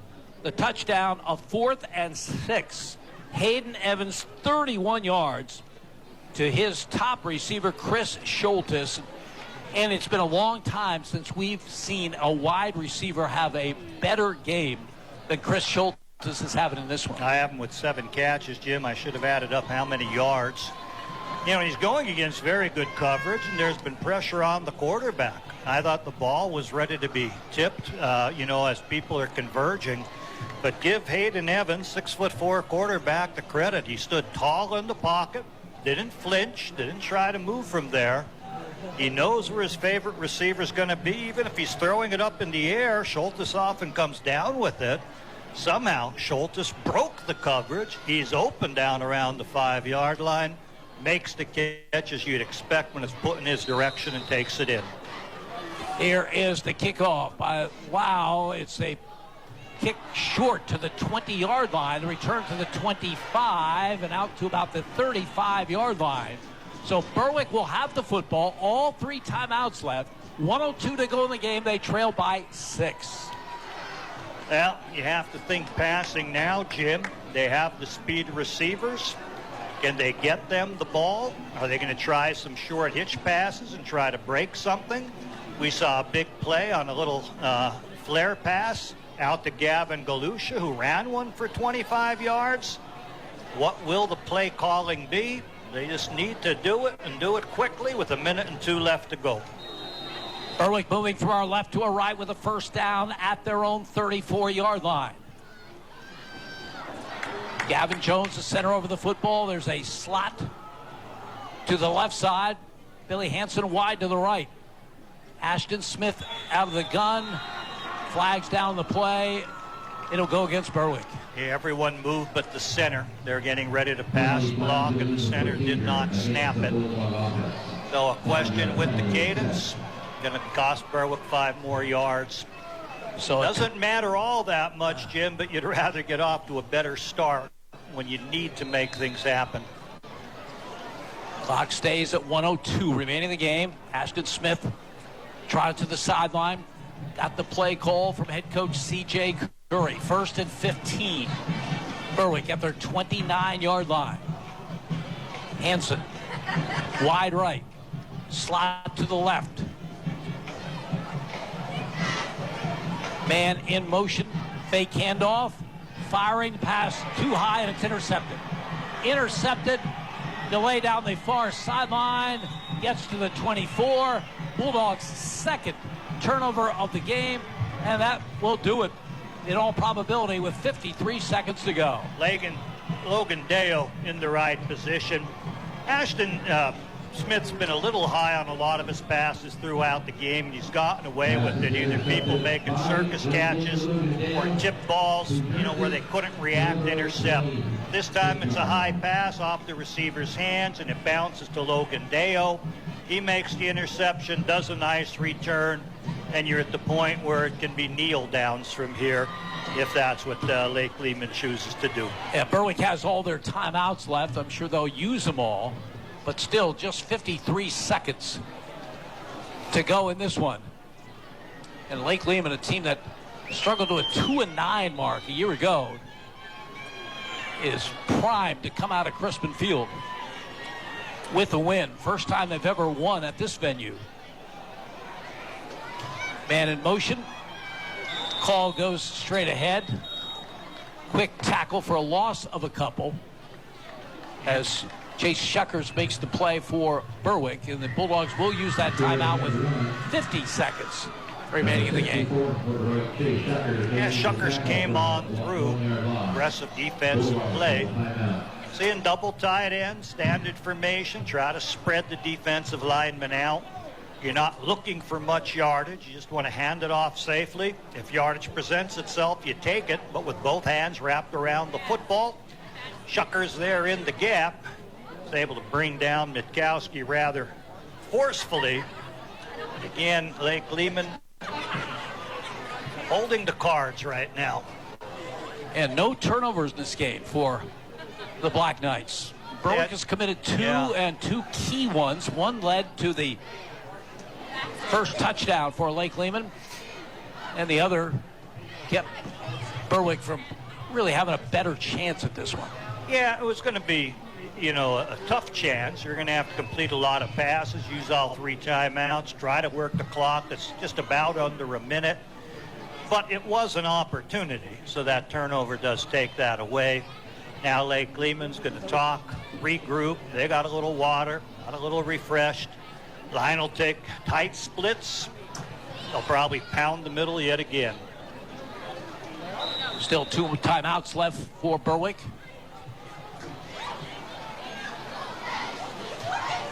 Quarterback. He keeps it off the right side after a nice fake, and he will get close to the first down yardage off the right side. Nice ball handling by Hayden Evans. Yes, it was. And, he's heading toward the sideline, Jim, and you're thinking, you don't go out of bounds here. And he knew that. He's a veteran. Bent it back into the field to play, willing to take the hit, but to keep the clock moving and force the timeout. I'll go out on the limb here. Lake Lehman isn't going to go 2-9 this season. Oh, no. This is a very good team, Jim. And, I could see it in the preview as I'm looking at the talent they have back, the size they have back. They have a quality quarterback. I didn't know what to expect out of Schultes. He had 9 catches in the opener last year and then was hurt. I wasn't expecting him to have the game that he's had here against Berwick's very strong secondary, but boy, he's a gamer. He's a big timer. And of course, when you look at what Ben Dowling can do, you look at a line that averages 267 pounds a man. A good aggressive defense, solid coaching. They made all the right decisions. They balanced their offense well. They got themselves out of danger when they were, backed up in their own goal. Oh, no, they played a great game, and no, it's going to be more than 2 wins for this Lake Lehman team. We mentioned Berwick on the road at Mid-Valley next Friday night. For Lake Lehman, they'll have their home opener against a team that is expecting big things this season, the Indians of Shamokin. 44 seconds to go. Berwick jumped across. Yeah, like I said, it's a head-seat team, Jim. Veteran quarterback who knows the game. On the last play, we saw him consciously keep himself in bounds to force a timeout. Now he comes out, maybe on the sideline. The coaches are saying on the ear, and to everyone in the huddle, look, long count, long count. Let's try to bark them. That'll seal it. Now they can just take the knee if they'd like after getting that first down by using the cadence to their advantage. Berwick does have the one timeout left as Hayden Evans, veteran, started all of last year, goes down on one knee. Berwick won't use that final timeout. The clock will wind down. So we expected a very, very competitive game here tonight with two teams looking to bounce back from last season. And it was all of that. 3 different goal line stands in this game. And Lake Lehman's going to come out on top. The big offensive performance by wide receiver Chris Schultes. Again, missed a bulk of last season with injury. There it is, the snap. Celebration is on the far side. Lake Lehman has won at Berwick for the first time. The final score, Lake Lehman 13 and Berwick 7. Stay with us. For the post-game show, we'll bring you all the scoring, and Andy will have the stats as well. We'll check in with Ashlyn Walshaw for scores. 13-7, Lake Lehman. You're listening to Bulldogs football on Pop Radio.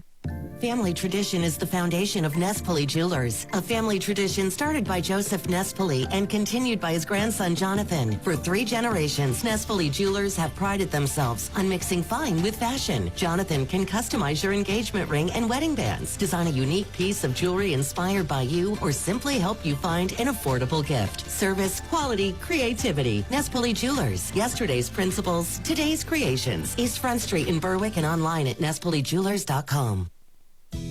For over 50 years, you've trusted Overhead Door to provide the finest quality residential and commercial garage door products, installation, and service. With winter right around the corner, your garage doors need a tune-up. For only $99 for one or $125 for multiple doors, they'll check, lube, and adjust your garage doors and openers so they operate smoothly. Call for their seasonal tune-up special, Overhead Door of Berwick. They're more than just doors. See their 5-star rating on their Google business page or visit ohdberwick.com.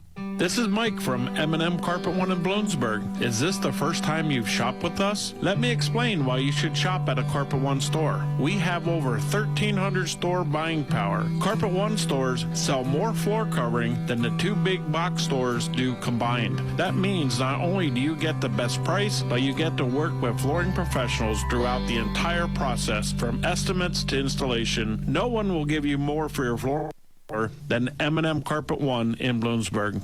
It's the Mazda Find Out event going on now at W&L Mazda. Leave more in your wallet when you get in a 2024 Mazda CX-5 at W&L, offering financing as low as 2.9%. Find out about the 8-passenger Mazda CX-90 with financing as low as 1.9% for 72 months. Explore beyond the pavement in a Mazda CX-50, offering 1.9% financing for 72 months. See us off Route 11 in Northumberland and online at WNLMazda.com. Financing available to well-qualified applicants only. Offer cannot be combined with any other discounts or incentives other than loyalty or military offers. Offer ends 9/3/24. See W&L Mazda for complete offer details. This is Berwick football coach C.J. Curry. You're listening to Bulldogs football on Pop Radio. C.J. Curry right now has his team gathered around him. He's evaluating this contest tonight, a hard-fought one, with Lake Lehman coming out on top 13-7. Lake Lehman started the game with a 16-play drive, used up almost half of the first quarter, but came up short, and Berwick took over the football, and on their first possession of the game, of the season, went 7 plays, 58 yards, the touchdown coming on a 28-yard pass from Ashton Smith to Billy Hansen. Caleb Bell with the extra point. Berwick had a 7-0 lead, 3:03 to go in the first quarter. In the second quarter, we had the first of 3 goal line stands in this game, as Lake Lehman got it down to the Berwick 1-yard line. Hayden Evans, the quarterback on a keeper, was stopped short. Berwick took over, put together a 9-play drive that reached the Lake Lehman 46, but on 4th and 2, Berwick was stopped cold. Score remained 7-0. And then later, perhaps the biggest play of the game, Berwick went on a 12-play drive from their own 18 to the 1-yard line of Lake Lehman. 4th down, just seconds to go in the half. And Gavin Galusha was stopped short of the goal line. And Berwick went in at halftime with a 7-0 lead. There were no turnovers in that first half, but Berwick committed a couple of costly ones in the second half. In the third quarter, the Bulldogs tried a jet sweep. The connection was not made between running back and quarterback. Lake Lehman took over the 42-yard line. Hayden Evans went to work. 28 yards to Chris Schultes. 12 yards to Ben Dowling. Evans in from 2 yards out for the score. Logan Law with the extra point. Score tied at 7. And then in the fourth quarter, another goal line stand. Berwick, first play of the quarter, 4th and goal at the 2. Galusha stopped at the 1. Lake Lehman took over, moved the ball downfield, couldn't get it going. Finally, Lake Lehman got the winning touchdown with 1:07 to go. A 31-yard touchdown pass on 4th and 6. Hayden Evans to Chris Schultes, their outstanding wide receiver who had a tremendous game. The kick for the extra point was blocked, but that was the end of the scoring as Lake Lehman comes out on top by a score of 13-7. We'll check the stats, take a look at the scoreboard as well. When we return, you're listening to Berwick Football on Pop Radio. Hey, hometown fans. You know Journey Bank as your trusted local bank. But did you know we're also the biggest cheerleader for our community's youth? From athletes competing under the Friday night lights, to students excelling in the classroom, to talented teen stars singing center stage, we're investing in the future of our young people. At Journey Bank, we're committed to helping our kids score big in every aspect of life. Journey Bank, where dreams are nurtured and futures are built. Journey Bank, proud supporter of our local youth. We're here at Ken Pollock in Berwick, and Ken is here with us. And Ken, you've been here for the last 10 years or so. Has Berwick welcomed you? Absolutely. I think we align perfectly as a group with the Berwick community. We're community-driven. We love servicing the people down here. We have great deals every day, whatever stage in life you might be at, looking for a car for your kid, family, whatever it might be. We have a huge selection here, and whatever you have, bring it down, and we'll service it for you as well. Our people are very eager and very knowledgeable about the product that we do have, so we really want to help you out and make you a part of the Ken Pollock family. Are you on the market for a new set of wheels? Once you find it, whether it's a functional grocery getter or a midlife crisis hot rod, the tag and title experts at Berwick Notary in Berwick are open 6 days a week, so you can be rest assured you'll be on the road and legal in no time. Berwick Notary can transfer a title, register an ATV or any kind of vehicle, and they're the only notary in Columbia County that registers boats. Berwick Notary's been serving the Bulldog community for over 40 years, and they proudly support the Berwick Bulldogs. Check out their Facebook page, and go Dogs! The all-new Willows Golf Course and Events venue in Berwick is making strides this fall. They'll be taking reservations at the end of the year for any of the 3 fully renovated event rooms with their own new delectable menu options, bar offerings, and comfortable room accommodations. Check out their Facebook page for updates and information on how to book your next corporate event or special day at the Willows Golf Course and Event venue in Berwick. The Willows is a proud supporter of the Berwick Bulldogs. This is Berwick football coach C.J. Curry. You're listening to Bulldogs football on Pop Radio. Disappointment here at Crispin Field where Berwick is concerned as they fall to Lake Lehman in the season opener 13-7.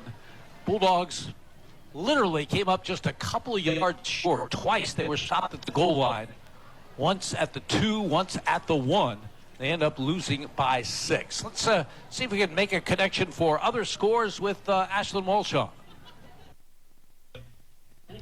Hello, Jim. I'm looking down my list here, and Wyoming area is leading Crestwood. They're tied 21-21 in the 4th. North Pocono leads Nanacoke 46-7. That's a final, sorry. Marian Catholic leads Hanover area 35-0 in the 4th. Nazareth beat Hazleton area 42-7. That's final. Lackawanna beat Tunkhannock 41-7. That's final. Mid-Valley beat Pittston area 32-0. That's final. Selinsgrove beat Juniata 14-6.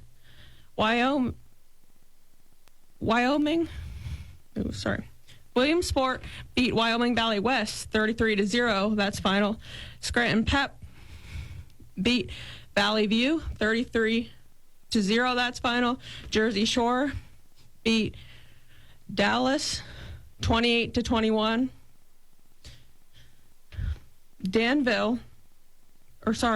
Jersey Shore is leading Dallas 28-21 in the fourth.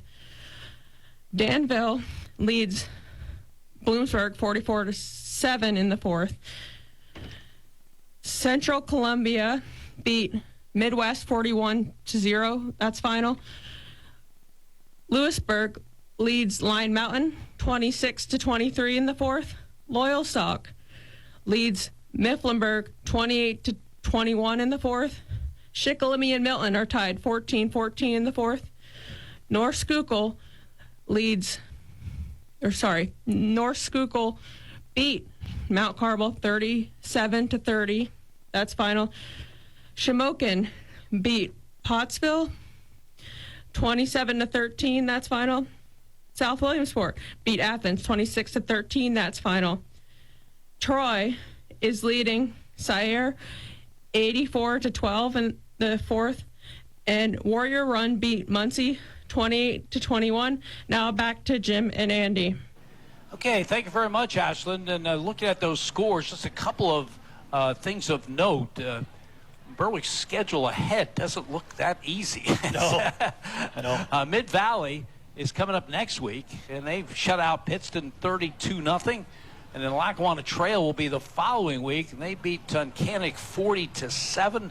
A couple other future opponents looking good on this opening night. Berwick didn't look bad, but came up just short. 13-7 the final. Stats in tonight's game, Andy Lickman. Yeah, I think the main stat, Jim, we were talking about Chris Schultes, and I wish I had added it up earlier. The great receiver for Lake Lehman. Cut short last year with injuries after his opening game where he had 9 catches. 7 catches, 139 yards, and he was the difference maker. What an athlete. Continuing with the receiving core, Ben Dowling, the big tight end, who had a great game running the ball, had a 12-yard catch. Jim Mitkowski caught 1 for 6. Gavin Shoemaker caught 1 for 5. Overall, tall quarterback who looked very good, 6'4", Hayden Evans. He was, I have my numbers off. He had 10 completions and in 16 attempts for 162 yards overall. In the running game, they balanced it very well. Mitkowski listed as the running back to start, 10 carries for 40 yards. Ben Dowling, what a runner he has, the power, 10 carries for 30 yards for him. Alex Smith with a 2-yard pop, the team with the kneel down -1. And boy, Hayden Evans, the quarterback, we were told he was mobile. He doesn't look that fast when he runs, but he makes good decisions. He ends up being the leading ball carrier on his team, 15 carries for 49 yards. 120 yards on the ground, 162 in the air, 282 for Lake Lehman, who played a very, very good football game. Impressive defense as well. For the Bulldogs in this opener, they're going to finish with 199 total yards. The split is 101 on the ground, 98 in the air. On the ground, I was very impressed with Gavin Galusha. Sophomore running back, 20 carries for 70 yards, but boy, give him a crack, and he's accelerating through it. A lot of 7, 9, 12-yard gains in his game tonight. Caleb May, a 10-yard carry. He ran a little bit of a receiver reverse draw action, actually. Sean Bankus, 1 carry, 1 yard. Everett Snyder, mostly blocking at fullback, but 3 carries for 6. Ty Wilkerson tried a number of jet sweeps. In all, his totals are 2 for 8. Billy Hansen had a carry for 1 yard. Jake Listnock, a 2-yard two in a 4th down situation. And Ashton Smith, the quarterback, I have him with 2 carries for 3 yards. Passing, he was 6 of 10 at half for 95, but only 1 completion in the second half. 7 of 16 overall, the 1 interception in the last minute or so of the game. 98 yards total. Billy Hansen had the 28-yard touchdown reception plus the 3-yard catch in the second half. Wilkerson, 2 first-half catches for 23 yards.